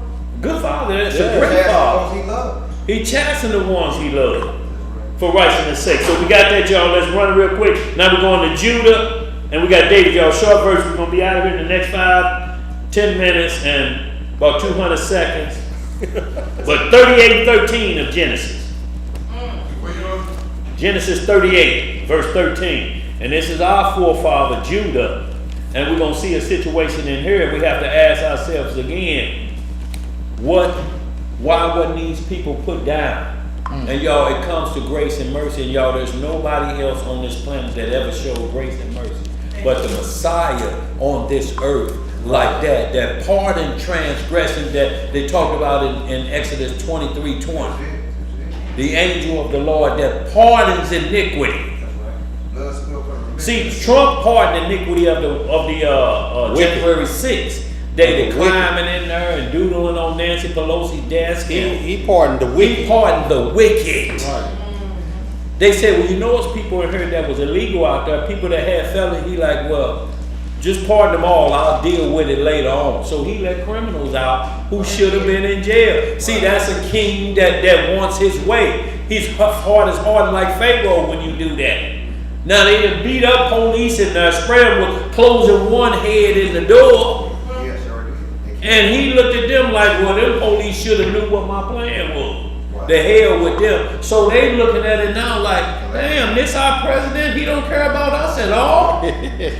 We here trying to protect the Capitol where Congress makes all decisions, but he wanted Congress tore down so no more decisions be made about them. He make his own decisions. With them out of the way, I make all the decisions. I'm a king now. That's why there are no king's protesters out there. That's what he's been doing too. And then most of them are on his cabinet. Absolutely, absolutely. Yeah, so let's hurry up and get this, y'all. We're gonna run it. Same thing. Yeah, they're on the same thing. Yeah, look, any way he can give me of my pardon, I want him to pardon my transgression. He said he gonna do it. All I gotta do is keep lying for him. Right. Genesis 38:13. And y'all, this is Judah going into his daughter-in-law. And he gonna say she was more righteous than us, even though she dressed up to deceive him. Right. Why would he say that? Let's get some understanding. He wasn't righteous in his. You boy, look at it. 38:13. Genesis chapter 38, verse 13. And it was told Tamar, Judah's daughter-in-law that was married to one of his dead sons, saying, behold, thy father-in-law goeth up to Timnah to shear his sheep. And she put her widow's garments off from her, and covered her with a veil, and wrapped herself, and sat in an open place, which is by the way to Timnah. For she saw that Shelah was grown, who was Judah's son, youngest son, and she was not given unto him to wife. See, so we get the story. Judah, when the first son died, she was married to. Then the second son, he died. Then he was supposed to get the son, and now it's one son left. So you want to stay right there with the family. He's supposed to give the younger son to her, and he like, no, I don't know something about this woman, and two of my sons dead behind her. She got that death thing. Right. But you can't make them decisions by yourself. The law is what the law was. You're supposed to give her the next in line, your baby boy. But he even made the promise that he would do that. And that's the whole deal. Like he said, yeah, I'm gonna do it. So his word was this, what he had his fingers like this behind his back. Go ahead. 15. When Judah saw her, he thought her to be an harlot, because she had covered her face. And he turned unto her by the way, and said, go to, I pray thee, let me come in unto thee. For he knew not that she was his daughter-in-law. And she said, what wilt thou give me, that thou mayest come in unto me? See, and that's where you hear this crazy doctrine of these polygamists talking about women or free males. See, dog, they should be casting you out. They are free males. It don't cost you nothing to be with them. You ain't got to spend no money on them. They say they are females, but they call them a possession. Yeah, but that's what I'm saying. Still, they're called female. Even if they call them that, it's still an oxymoron because they come with a fee. Yeah. If you don't spend money, you don't spend time. Look, and that's right. That's what it said. But because they know a woman supposed to get something for it. Ezekiel 16, he told us, Right. y'all just gave it away for Right, free. It right, say a right. harlot at least get paid.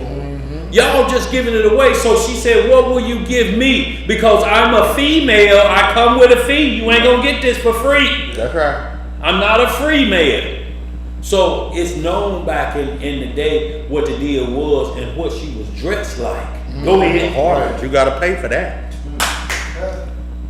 And he said, verse 17, and he said, I will send thee a kid from the flock. Which is high value.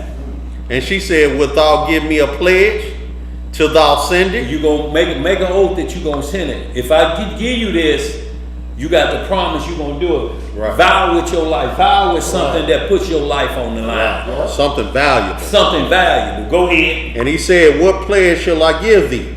And she said, thy signet and thy bracelets and thy staff that is in thine hand. And he gave it her. And what did he do? Gave it her. He's hot in the loins. Yeah, he like, girl, No. you got it. Look, brimstone loins is taking effect. It's smoldering.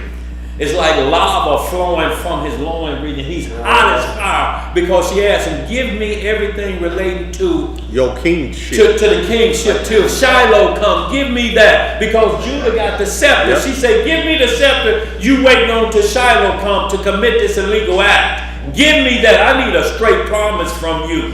I need your word on this, and I need something tangible. You can come back and get it. Until you send me that kid. Let's get some more. And y'all know what a kid. What you saying? Come on over to my place. Yeah, go ahead. And he said, no, verse 19. No, it's still 18. And he said, what pledge shall I give thee? And she said, thy signet and thy bracelets and the staff that is in thine hand. And he gave it her. And he came in unto her, and she conceived by him. So he And- raw dogging in there. Yeah. Go ahead. And so she arose and went away, and laid by her veil from her, and put on the garments of her widowhood. Put back on her widowhood clothes. Go ahead. And Judah sent the kid by the hand of his friend, the Adulamite, to receive his pledge from the woman's hand, but he found her not. Then he asked the men of that place, saying, where is that hoe that was Pretty much. Yeah. that was openly by the wayside? And they said, there was no hoe in here in this place. Yeah. So look, if you look at Sin City or Las Vegas, they walk down the street just like that, openly, just like that. Go ahead. And he returned to Judah and said, I cannot find her. And also the men of that place said, there was no hoe in that place. Yeah. And Judah said, let her take it to her, lest we be shamed. Behold, I sent this kid, and thou hast not found her. And it came to pass about 3 months after that it was told Judah, saying, Tamar, thy daughter-in-law have played the harlot. And also, behold, she is with child by whoredom. And Judah said, bring her forth, and let her be burnt. See, because he's saying, look, he didn't know it was her, but he's giving judgment for your daughter-in-law. Right. Now he's still not understanding it's me. He thinking it's somebody else, which his conscience probably saying, good, they don't know about me. Right. Let's get some more. But he didn't even know it was her. Yeah. He don't realize it. But isn't that Well, they said your daughter-in-law. Yeah, but he don't know that she was the one playing with her. Right. Absolutely, bro. Absolutely. Go ahead. When she was brought forth, she sent to her father-in-law, saying, by the man whose these are, am I with child? And she said, discern, I pray thee. Who the hell are these belong to? Right. That's what he found out. The signet and bracelet and staff. Thank you. And Judah acknowledged them and said, what did he do at first, Elijah? What did he do as soon as he seen them? Them ain't mine. He acknowledged them. They mine, y'all. oh, they're mine. Oh, they're mine. Right. Damn, they're mine. Go ahead. And said, she hath been more righteous than I, because that I gave her not to Shelah my son, and he knew her again no more. And he knew her again no more, but he said, the reason I'm not going to even allow y'all to burn her with fire. She's more righteous than me because I kept breaking promises, which made her break promises. Then people say, well, she's still guilty. Yes, If you look at, she plotted to get back what was supposed to be her. Yes, she's But- guilty, but she can't be charged with the crime because the person that's involved with it, the head of it, Is the it's the chief ringleader. right? The one who would charge her is involved. So I'm the I'll pappy. pardon her so I can get pardoned. That's what I was just. I'm the pappy. Yeah, I'm the pappy. I'm a pardon her so I get a pardon. Y'all understand? But people will still say, well, no, that's just wrong to me. If you don't know judgment and mercy. Hey, that's it. You ain't got a clue about this situation because you won't take into account. If I had just did what I was supposed to do, Right. this situation would have never ever happened. Not with at least me, it wouldn't happen. But see, this is the thing. They don't like it's unfair with them because they would have loved to do what Well, absolutely. they love to because do they those teach. kind of things. What you got over there? Bible says she was keeping the same bloodline. Huh? She's keeping it in the bloodline. She's keeping it in the bloodline, which she was supposed to do, but she had to go against her will to make him keep his promise Right. of the bloodline. Because he just kept playing off. Yeah, I'm gonna give you the boy. Wait till he turns 16. Wait till he turned 18. Then they say when he got grown, he still didn't let him go. Right. And then he ended up in there in his hot night. Brimstone loins on him like a harbor shark. Boy, brought it right back in the family. Brought it right back in the family. Sure did. So let's run these laws real quick. Leviticus 20 and 12. What you got, Emo? What kind of shark you said it was? Harbor shark. If you look up harbor shark, them the ones don't give you a break. Soon as you hit the water, they own you. Yeah. They don't give you a chance to holler for help. Right. Harbor shark. A harbor shark. Gotcha. That's what Mike Tyson used to say. He used to be on his opponents like a harbor shark. He was, boy. Leviticus 20 and 12, Deuteronomy 22, 21. Let's run them so we see the law of what happened here that would allow her to be put to death, but it had to be pardoned because, y'all, and she couldn't go do that no more. He didn't do it no more. He never touched her again. Okay. And it's probably hard to look at. No You doubt. know, look, my Abba is my father. Mm, You know, so my granddaddy is my dad. right. Boy. Are there anything to the scripture about that? Oh, it's plenty more. Yeah, Lot, same situation, but they got him drunk. So my father is my granddad. Yeah. So my mama is mama's sister. That's confusion. Yeah. Daddy, granddaddy. Ain't- Daddy, granddad. Let's get it. The law. Leviticus 20:12, Deuteronomy 22:21. Run them real quick, y'all, so we can understand what was pardoned. Leviticus 20:12. What it say? And if a man lie with his If daughter-in-law, a man do what? lie with his daughter-in-law, both of them shall surely be put to death. They have wrought confusion. Their blood shall be upon them. So that would have been the first thing for Judah to have been put down for that. If a man lied with his daughter-in-law, didn't he do it? Yeah. Yeah. Let's get to Deuteronomy 22:21. Y'all, we ain't got the David, and we're gonna close it out. Deuteronomy 22:21. What it say? Then they shall bring out the damsel. You need to back it up. Yeah, let me 22:21. Yeah, that should be it right there. We may just jump right into it. yeah, it just jumped right into it. 22:21. It's about the damsel and Yeah. the maid and okay, I just started 21. Okay. Then they shall bring out the damsel to the door of her father's house, and the men of the city of her city shall stone her with stones that she die, because she had wrought folly in Israel to play the whore in her father's house. So shalt thou put evil away from among you. So notice they said, when you go back up, it's saying a virgin or a widow, because she had to go back to Judah's house. Right. The sons were dead. So inside the house, so they brought the charge against her. She played the whore in your house. That's the only way she could play the whore. She's divorced. Why are they saying she's playing a whore in your house? Because the pledge was to your son. He's engaged. Right. You're engaged. Y'all understand what the law is saying there? It's a promise. Promise here we go. Now let's get David real quick, y'all. We're gonna close on now. 2 Samuel chapter 1. 2 Samuel chapter 12, I'm sorry. And y'all, we're gonna close on out of here. But if y'all want detailed description of this, the book of Josephus, Antiquity of the Jews, book 7, chapter 7 goes into detail, like Jasher goes into detail. Yeah. Josephus breaks it all the way down, and he was saying, look, David even thought to say, I'll take her as a wife to cover up the crime. I'll just marry her, that'll cover up what I did. He like, no, that's illegal marriage the way you doing it, the way you thinking about this.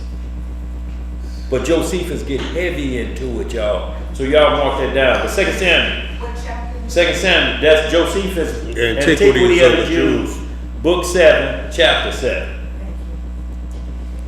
2 Samuel, y'all, let's get it.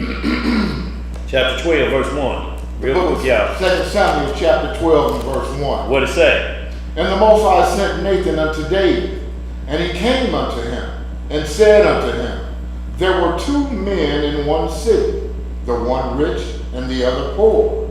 The rich man had exceeding many flocks and herds. So he's breaking them down with the law first, that you don't treat nobody different. Don't treat the difference of the poor and the rich. Right. That's why the parable come like that. Go ahead. Verse 3. Yeah. But the poor man had nothing, save one little ewe lamb, which he had brought up, which he had bought and nourished up, and it grew up together with him, and with his children. It did eat of his own meat, and drank of his own cup, and lay in his bosom, and was unto him as a daughter. So we continue to see laying in bosom don't mean closeness like love making. It's just saying you're taking care of it. Whenever you see bosom like that, that means you're responsible for it. Don't mean intercourse. It means you're responsible for that. It's in your heart. It's in your protection area. Like a mother hold a child, she protects him up there in her bosom. Go ahead. Verse 4. Yeah. And there came a traveler unto the rich man, and he spared to take of his own flock and of his own herd to dress for the wayfaring man that was come unto him, but took the poor man's lamb and dressed it for the man that was come to him. And this man had plenty herds, and he just say, well, I'll just go take his. Right. I ain't gonna give up mine. Well, you got plenty. Right. That's how the rich do. They'll take from the poor. Yes. Go ahead. Verse 5. Yeah. And David's anger was greatly kindled against the man.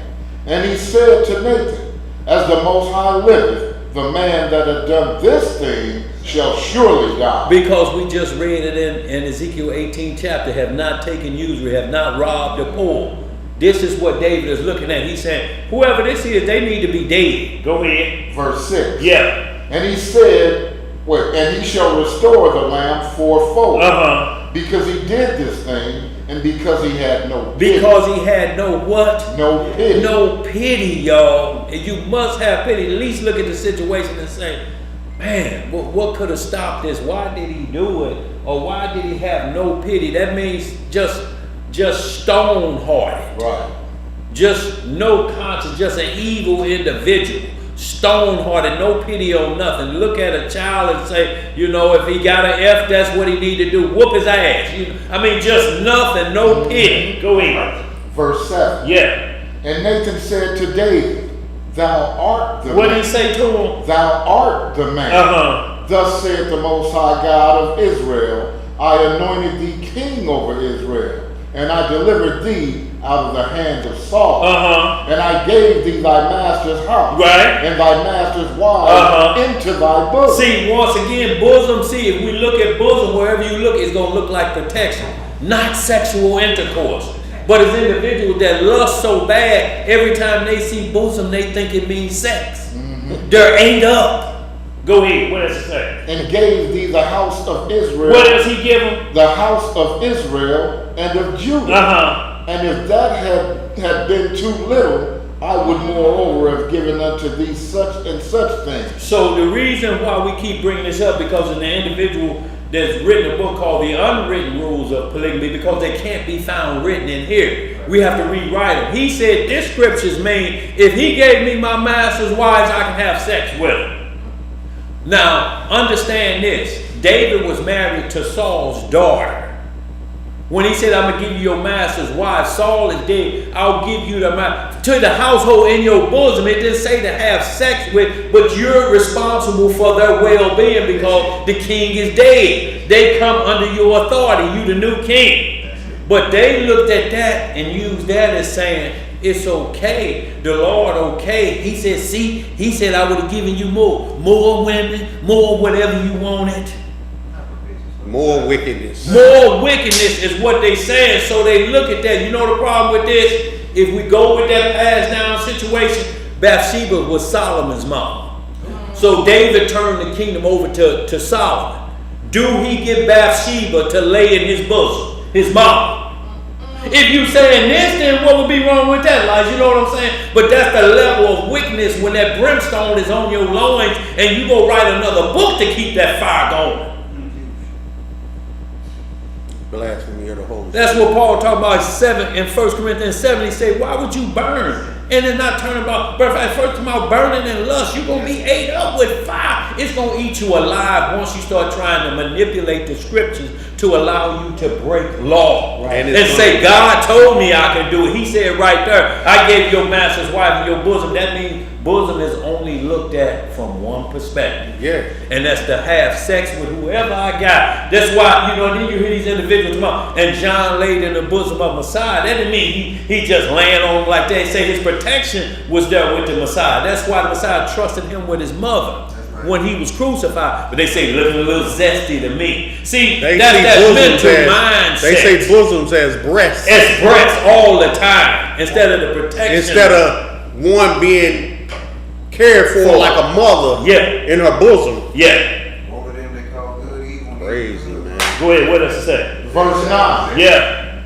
Wherefore hast thou despised the commandment of the Most High? You see what he said David did? He said he despised it. Go ahead. To do evil in his sight. Thou hast killed Uriah the Hittite with a sword, and hast taken his wife to be thy wife, and hast slain him with the sword of the children of Ammon.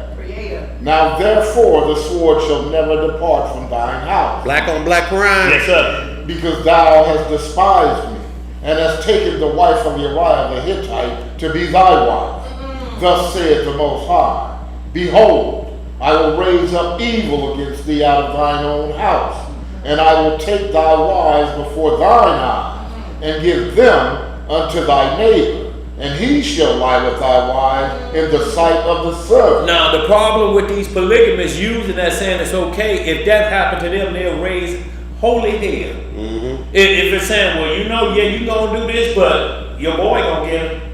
Right. It's if they agree to that crazy doctrine. Mm-hmm. Read that next verse. Yeah. Because this is the Most High repaying yes, to faith. Ain't no what they call karma. Yeah. This is repaying That's to your faith. reaping what you sow. Reaping what you sow. Go ahead. Verse 12. Yeah. For thou didst it secretly. Well, how did he do it? He did it secretly. Uh-huh. But I will do this thing before all Israel and before the sun. And let's see what David did. And David said unto Nathan, I have sinned against the Most High. Uh-huh. And Nathan said unto David, the Most High also hath put away thy sin. Thou shalt not die. Howbeit, because by this deed thou hast given great occasion to the enemies of the Most High to blaspheme, the child also that is born unto thee shall surely die. And we know what happened after that, y'all. But what he's saying, this thing is grievous what you did, and you did it in secret. Mm-hmm. It's going to be done before the son. And David's son did it to his wives, the same thing. So that was done. It was payback to the left. Yeah. But what we want to do now is just touch the two laws to clear it up, because of these naysayers out there that love that polygyny so much that they'll say God will break his laws for us to let us swivel hips. Flee youthful lust. Right. That's when you write a book about youthful lust. You saying, I'll write a book. If the Bible don't say it, I'm going to write my own words about it. Real quick, run these laws, y'all. We're going to close on out. Brother Dan, he Yes, said ma'am. for the sun. Huh? He Yes. said for the sun. That means in the daylight. S-U-N. Yeah. Everybody. Yeah. Now, see, secret is usually done in the dark. At He night. said, no, I'm going to do this to where everybody can see it. Where everybody can see it. But that's what he say. On the rooftop, I do it. You But know, because of what he did, it give occasion to the enemies to blaspheme against our Elohim. Because you're the king that did this unrighteous act. So that's why they attacked the Messiah like that, talking about how he was born, because they want to believe David is the Messiah, but they can't get around that, so they try to find justification situation, and they'll put it off on the Messiah. But real quick, the law concerning that. Deuteronomy 22:22, we were just at 21, and Leviticus 20 and 10. 22. And y'all, we're gonna close on out of here. Like I say, if y'all get into Josephus, Antiquity of the Jews, book 7, chapter 7, when it gets into detail, it's gonna tell y'all how beautiful Bathsheba was and what David saw, and it's gonna break the situation down to another level we never understood it at. And you're gonna see what his eyes saw, and the spirit of lust overpowered him. Lust is the most powerful spirit behind the Holy Spirit, because it started death in the world. Lust breeds forth unfruitful trees, unfruitful doctrine. That's what it does, because it's coming from a position of fire and desire with no rules. Right. If loving you is wrong, what they say? They don't want to be I want to be right. That's it. And Satan used that every time on us, because he got sin started in the world. Why would he change? Right. Why I'm going to go to something else and I know this works? It keep working. And that lust, we'll get into it when I hold this class on the letters. Yes, and sir. everything, how it translate, the fire translate to the brain, the mind. Oh, boy, look here. So it's the spiritual nature. So once that lust get into your spiritual nature, that's what burns so fervently that creates that. Till it manifests. Yeah, till it manifests. Reuben said in the Testament of Reuben, he said it was on me so bad, he said I couldn't sleep, I couldn't think.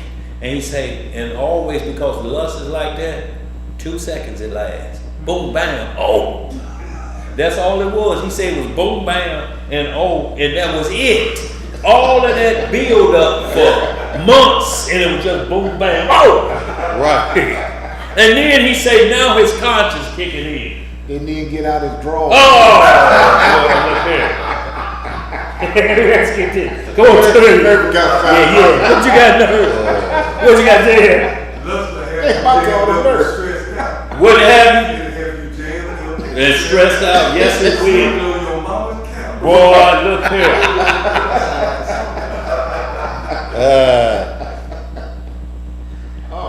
So let's look at David's crimes real quick. Deuteronomy 22:22. And we have to ask ourselves, why would he put to death? But we saw it, because he said, I put Saul in your hand 3 times to kill you, and so you could kill him, and you didn't. That's what really saved David. It's called mercy. He said, I'm not going to touch the Lord's anointing, even though as wicked as he is. Right. You giving me the permission, I'm just not going to do it. I just don't want that in my repertoire that the Lord gave me provision to kill his anointing. I just don't want no part of it. Yeah. That was mercy and pardon. That's when he said David's heart was like mine on. Repentant heart don't mean David had to repent for sin. The Most High don't repent for sin. He put sinning down. Now he can turn from putting sinning down like he did Nineveh. Right. But that don't mean he's a sinner. He's just turning from doing an evil work of sinners. Right. That make sense? It's similar to what he said in Genesis. Yes, sir. So let's get it real quick. 22 and run that law. 22, and then Leviticus 20 and 10. The book of Deuteronomy chapter 22 and verse 22.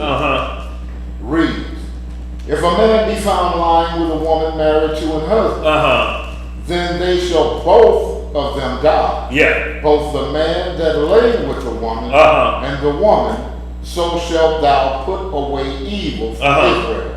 So we have to put away evil, and Leviticus 20 and where we at? 20 and 10 say the same thing, y'all. But what I wanted, I wanted 20 and 12. Hold on, yeah. 20. Yeah, 20 and 12. Did I have 20 and 12 for Judah? Got that? Yep. Yeah, you had it for. Did line with his son-in-law? Yeah. I should have had 20 and 12 for Judah. I did have 20 and 12. You did have 20 and 12. That's all. Okay, We hit 'em. so we hit them. So once again, Two witnesses say David should have been put down, but it's because of a pardon. Nathan told him the Lord had already pardoned you because he know your heart. He gonna know if you call, you gonna come clean. That's right. And that's what we talk about, only acknowledge thine iniquity. So y'all, we hope that explained a lot, but just because a righteous person is ready for a righteous kingdom, and that's what the kingdom is going to be called. Just one verse, y'all, Jeremiah 23:6, and just Zechariah 14, where it says this is what the city is going to be called. Because that's the kingdom we got to get to. It's in law, and it's in statutes and judgments. Jeremiah 23:6. And then we're closing on out with Zechariah 14. And just saying the Lord our righteousness, because that's what the city is going to be called. The Lord our righteousness, not the Lord I'm weaseling out of sin. See, and then the Lord tells you if a man lies with his daughter-in-law or a woman lies with her father-in-law, it is wickedness. So if it says a man can't take his mother and her daughter, that's the one the polygamists say is good. They say it's legal. See, the Lord told him he could have the mother-in-law. He gave him his master's wives into his bosom, not to have sex, you moron. I don't see that nowhere. He can't have sex with his mother-in-law, or you can say Solomon was legally able to have sex with his mama Bathsheba. He took the kingdom from his daddy. But see what they want to play with no hospitality, no rules of taking care of one. See, they wanna indulge and have everything done for them. Yeah. But they don't want to relinquish anything. No. There's no submitting of them because they're stressed a woman submitting to them. Yeah. But they don't stress how the law says you're supposed to submit to them. Yes, sir.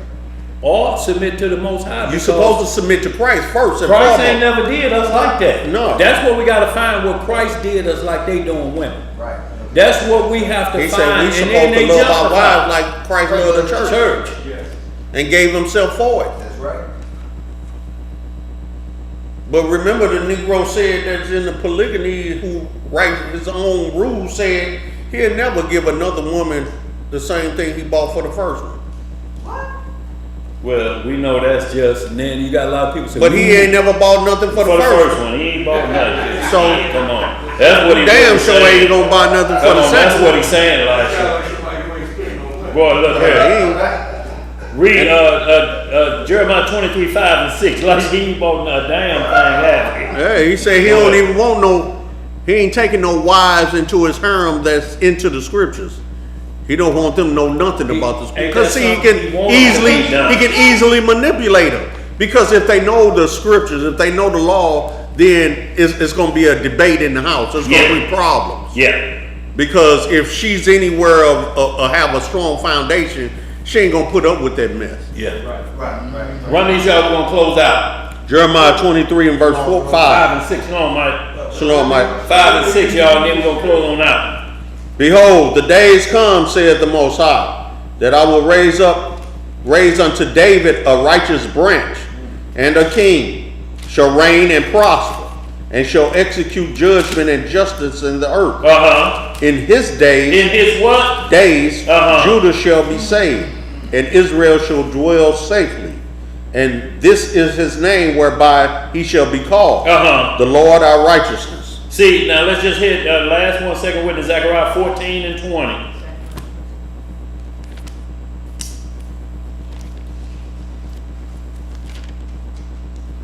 And y'all read the whole thing, but it's talking about coming back to all the nations coming up and whoever won't be punished. Zechariah chapter 14 verse 20. Yeah. In that day shall there be upon the bells of the horses holiness unto the Most High, and the pots in the Lord's house shall be like the bowls before the altar. Yea, every pot in Jerusalem and in Judah shall be holiness unto the Most High of hosts. And all they that sacrifice shall come and take of them, and seethe therein, and in that day there shall be no more of the Canaanite in the house of the Most High of hosts. In the house of the Most High of hosts, it said the Lord of righteousness is going to be there. So y'all, I hope we got some good understanding. We wanted to hit a couple more, but y'all, this is homework. Job 29, 11 through 17, and then the Josephus, Antiquity of the Jews, Book 7, Chapter 7, and watch the details that go into on what David really saw. There's no excuse for what David saw for him to react the way he did. But what we're talking about is, until you understand it, and what me and Tubai was discussing is, Tubai couldn't get around the fact, I'm not saying get around it, but Tubai was understanding the fact Bathsheba knew what she was doing.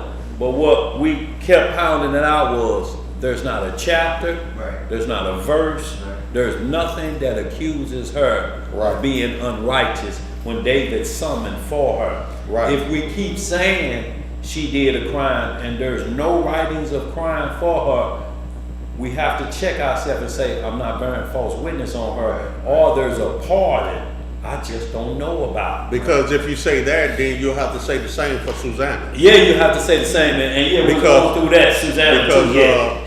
Remember, David wasn't supposed to be at home. David was supposed to be at war. 100%. 100%. So that was strike one already on his behalf. Yeah. You ain't where you supposed to be as the king. Yeah. But my understanding was, what I was lacking was, I was asking Daniel, like, wasn't she punished also when that child died? No, it wasn't on her because he was the king and he made that decision. And as the king summoned him for her, Yeah. she had to come because he's the king. He's king. She's under his authority. Yeah. So I was looking at it from a form of mindset. right. Well, So well, I mean, it's And understandable. look, saying the child got punished. Well, it wasn't the child. He took the child so the child wouldn't have to live that life of being Well, see, I was born looking at to that these child, parents. a Right. child being taken away from both of his parents. So, Well, and born, but she was look, punished because it's the child- almost a good thing, though. Is it a good or bad thing? Because the child gonna be in the kingdom. Yeah, not only that, but if the child had to grow up around y'all, what was gonna be told at that child? Oh, yeah, your mama a hoe. Oh, yeah. Yeah, she slept with King David. Yeah, They got the same and thing. Daddy was out there. Yeah. Jephthah, you know. Jephthah. Yeah, same thing. Your mama a hoe. Same. You understand what I'm saying? And remember, Nathan said you have wrought confusion. He said you wrought confusion with this because you're the king that did it. So therefore, I'm finna repay you to your face of what you just did. This punishment, this act you just did. Yeah. And even though he's a Hittite, he's one of your bravest soldiers. Sure is. You know, Did he's you do it committed to because you. He's a Hittite. He's committed unto you. And like we said, multiple books keep talking about David crying, but not her. Right. Like when And you then- get into Josephus, that's why I want y'all to look at Josephus really good. Right. And he's going to give detail Right. of what David did and actually the other people who was involved. And you're going to see why Bathsheba was not charged with the matter. Because if you notice, every time he's accused in the writings, it says the wife of Uriah. It don't accuse her with anything. Right. It always states and keeps it clear that he tripped against Uriah. Yeah. He took Uriah's wife. Yeah. She did not do anything to Uriah. Yeah. He did it unto Uriah. Yes, sir. He put Uriah to death for his wife. It wasn't that she didn't want to be a wife to Uriah anymore. Huh? That means he had to take her then. By order of the king. By order of the king. It's He not summoned like her. me and you. He summoned her, so she had It to. was like a form of rape. No, look. It's a king. We're talking about power. We're talking about power. Right. Not talking about regular men. We're talking about the king. I get that. When you do this, you do it this far surpass any other human on earth. You're controlling God's word and all of God's people. They got to get the word to the rest of the world. You just did this act. It's way above pay grade when you're looking at it from that perspective of a regular person. Because say, well, he had to rape her. Well, then she would be in violation of the law because she was in the city and she didn't holler out. So why is she pardoned from that crime? See, this is what we're talking about. Pardon. She's pardoned from everything. Is not, I'm still thinking she did something wrong. I got to now think, why was she pardoned in this matter? And if I can't find why she was pardoned other than what it was giving me, if I keep thinking in my heart, she still tripped on Uriah the Hittite because she went. No, when two men show up at the door, if the feds show up at your door, if the Queen of England was still living, saying, send Tobias over here, two men gonna show up at your door. Get your clothes. The Queen want to see you. I ain't going to see no damn queen. Shit, like hell you you ain't. going because it's the authority. Like hell you ain't. You understand? You end up like Vashti did when she kicked against the kings. When she told him, I ain't coming I nowhere. just couldn't get over the fact that, okay, he's called adultery, but she not? But she's the one that was married? Yeah, but You're not looking at what's taking place. You're just looking at the law directly. 100%. So you're lettering of the law. Right. No, you're lettering of the law, even if it's That's what I Melchizedek. Yeah. You're saying she did it, she should be killed, but did she really do it, or was her hand put in a position where if I do this? But see, this is the thing. We don't know what the conversation was behind those closed Sure doors. no. Right. And what the agreement was, Yeah. or anything of that sort. Yeah. So something happened that she was part, Yes. because she's not mentioned in the sin of it. Nowhere. So something took place that we don't have the, that the transcript of what the conversation Cause even of what it was. But however, regardless, he's the king who summoned her. Yeah. And she had to report. Right. And she had to yield to his So what happened behind that, we're not. It's like Trump We don't saying have. you can However, grab them. However, but still, she's not complicit in the crime. Right. She didn't get So naked. we need to prove why is she part. Absolutely. Like, see, because We she can't didn't- just place a charge on her. Yeah. We have to prove why she was part. Yeah. Because Christ does not. His ways are He equal. does not put her in the equation of the sin committed. Yeah. He always uses the wife of Uriah. Yeah. Even in Matthew. You committed a crime against me and Uriah, Yeah. not against Bathsheba. Right. And she didn't commit it against me or her husband. Right. Because David said in Psalm 51, I did this. Right. He don't mention her at all. And he I said, did. I committed this crime against you, Elohim. Yes, sir. Right. Because I'm the king. I got that. Yeah. But like I said, you have to be careful. Always talk about the letter of the law too. By 100%. once you run it like that, everybody don't get no pardon. And that's what the naysayers, the vain janglers are trying to do. No, look at it again. But they don't understand pardon and mercy. They never have, and they never will. You know why? Because they want to be pardoned without admitting that they committed iniquity. That's the difference. I want him to forgive me for what I did, but I'm not going to say I did it. What's that? 110, he said grace, mercy, and peace of Christ comes from Christ. Yes, sir. So y'all, we hope we got some good understanding on that. What you got on there too, by y'all? We ran a little bit over. You said Book of Josephus, Antiquity of the Jews. Antiquity of Jews, Book Book 7. and chapter 7. chapter 7. You gave another piece of homework before. And it's going to go into detail on Bathsheba, how well she looked and was shaped. But she didn't take a bath because she knew David didn't go out to war. She was just doing what she normally do at the same time. He wasn't where he was supposed to be. Right. So we have to be careful. Okay, so homework again. Josephus, Antiquity of the Jews, Book 7, Chapter 7. Job, Chapter 29, 11 through 17. So those are the ones. Now, we mentioned the ones, their own righteousness, how they misunderstand the churches and everybody else. They misunderstand their own righteousness when they go to Romans 10 and 4. How he's explaining it, you're not under the law. You're not under the law of the flesh, but the spirit. So they misunderstand that. Romans 3 and 10 and all of Mark 7 is not what goes into a man that condemns him, but what comes out. Law breaking, telling you the law breaking. And please read Ephesians 2, 8 and 9. Ephesians chapter 2, verse 8 and 9 will explain going about your own righteousness. Just that's how I feel. And if you see all of that logic when you first ask, we're not under the law anymore. And then as soon as you ask a preacher, well, so I can come over there and do to your wife what I want. Now you up under my law. So we done went from God saying you're free of law, and now when it comes down to you, I'm finna get at you, my neighbor. You ready to do what the law says? Put somebody to death. Yeah. See how it's flip flop. Man becomes now vengeful versus he just backed out and say, well, the Lord said you can't do it. but I will bust your head if you come over here. But you following the Lord, ain't you? So vengeance is yours now. What was that right before Ephesians, Daniel, sir? Ephesians chapter 2, verse 8 and 9. What was right before that? Right before that, Mark 7. yeah, Mark said, boy, his memory's still sharp over there, Harry. All right, family. We're going to get this closed in prayer. And it is with the Most High's permission. And it's in the name of his only begotten and beloved Son, our Lord and Savior and his all Redeemer, Yahushua, HaMashiach.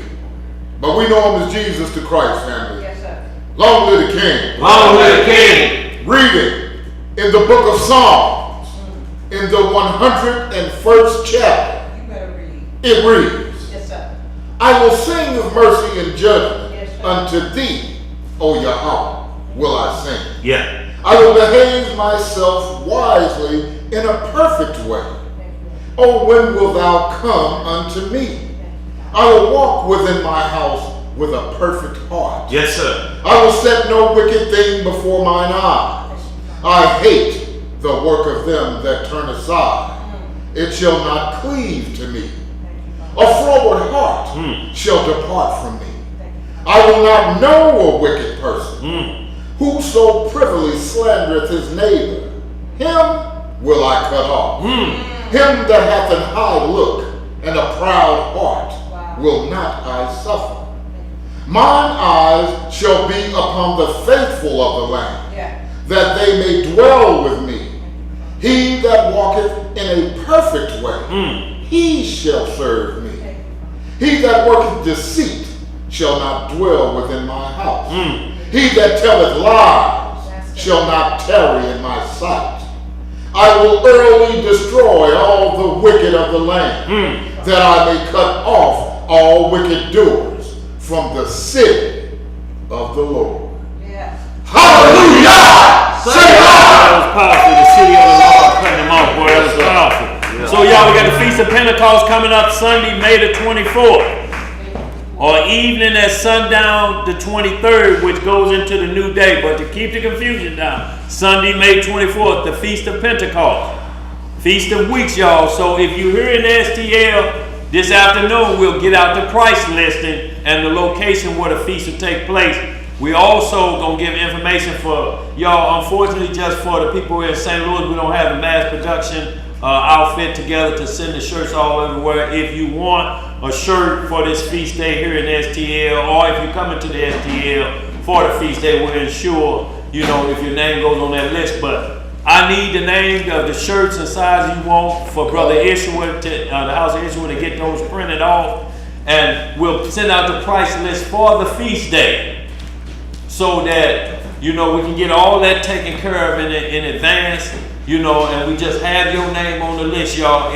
It's so critical, y'all, that we do this, because what we don't want to do is be buying and selling on the Sabbath day. And what we mean by that, by us saying just get your name on the list, prevent us from taking cash by you just walking up, because you're forcing us to sell to you on that day, when all we have to do, you already on the list, you just paying for it that day. We're not saying, okay, let me put you on the list that day. That means you're forcing our hand to sell on that day.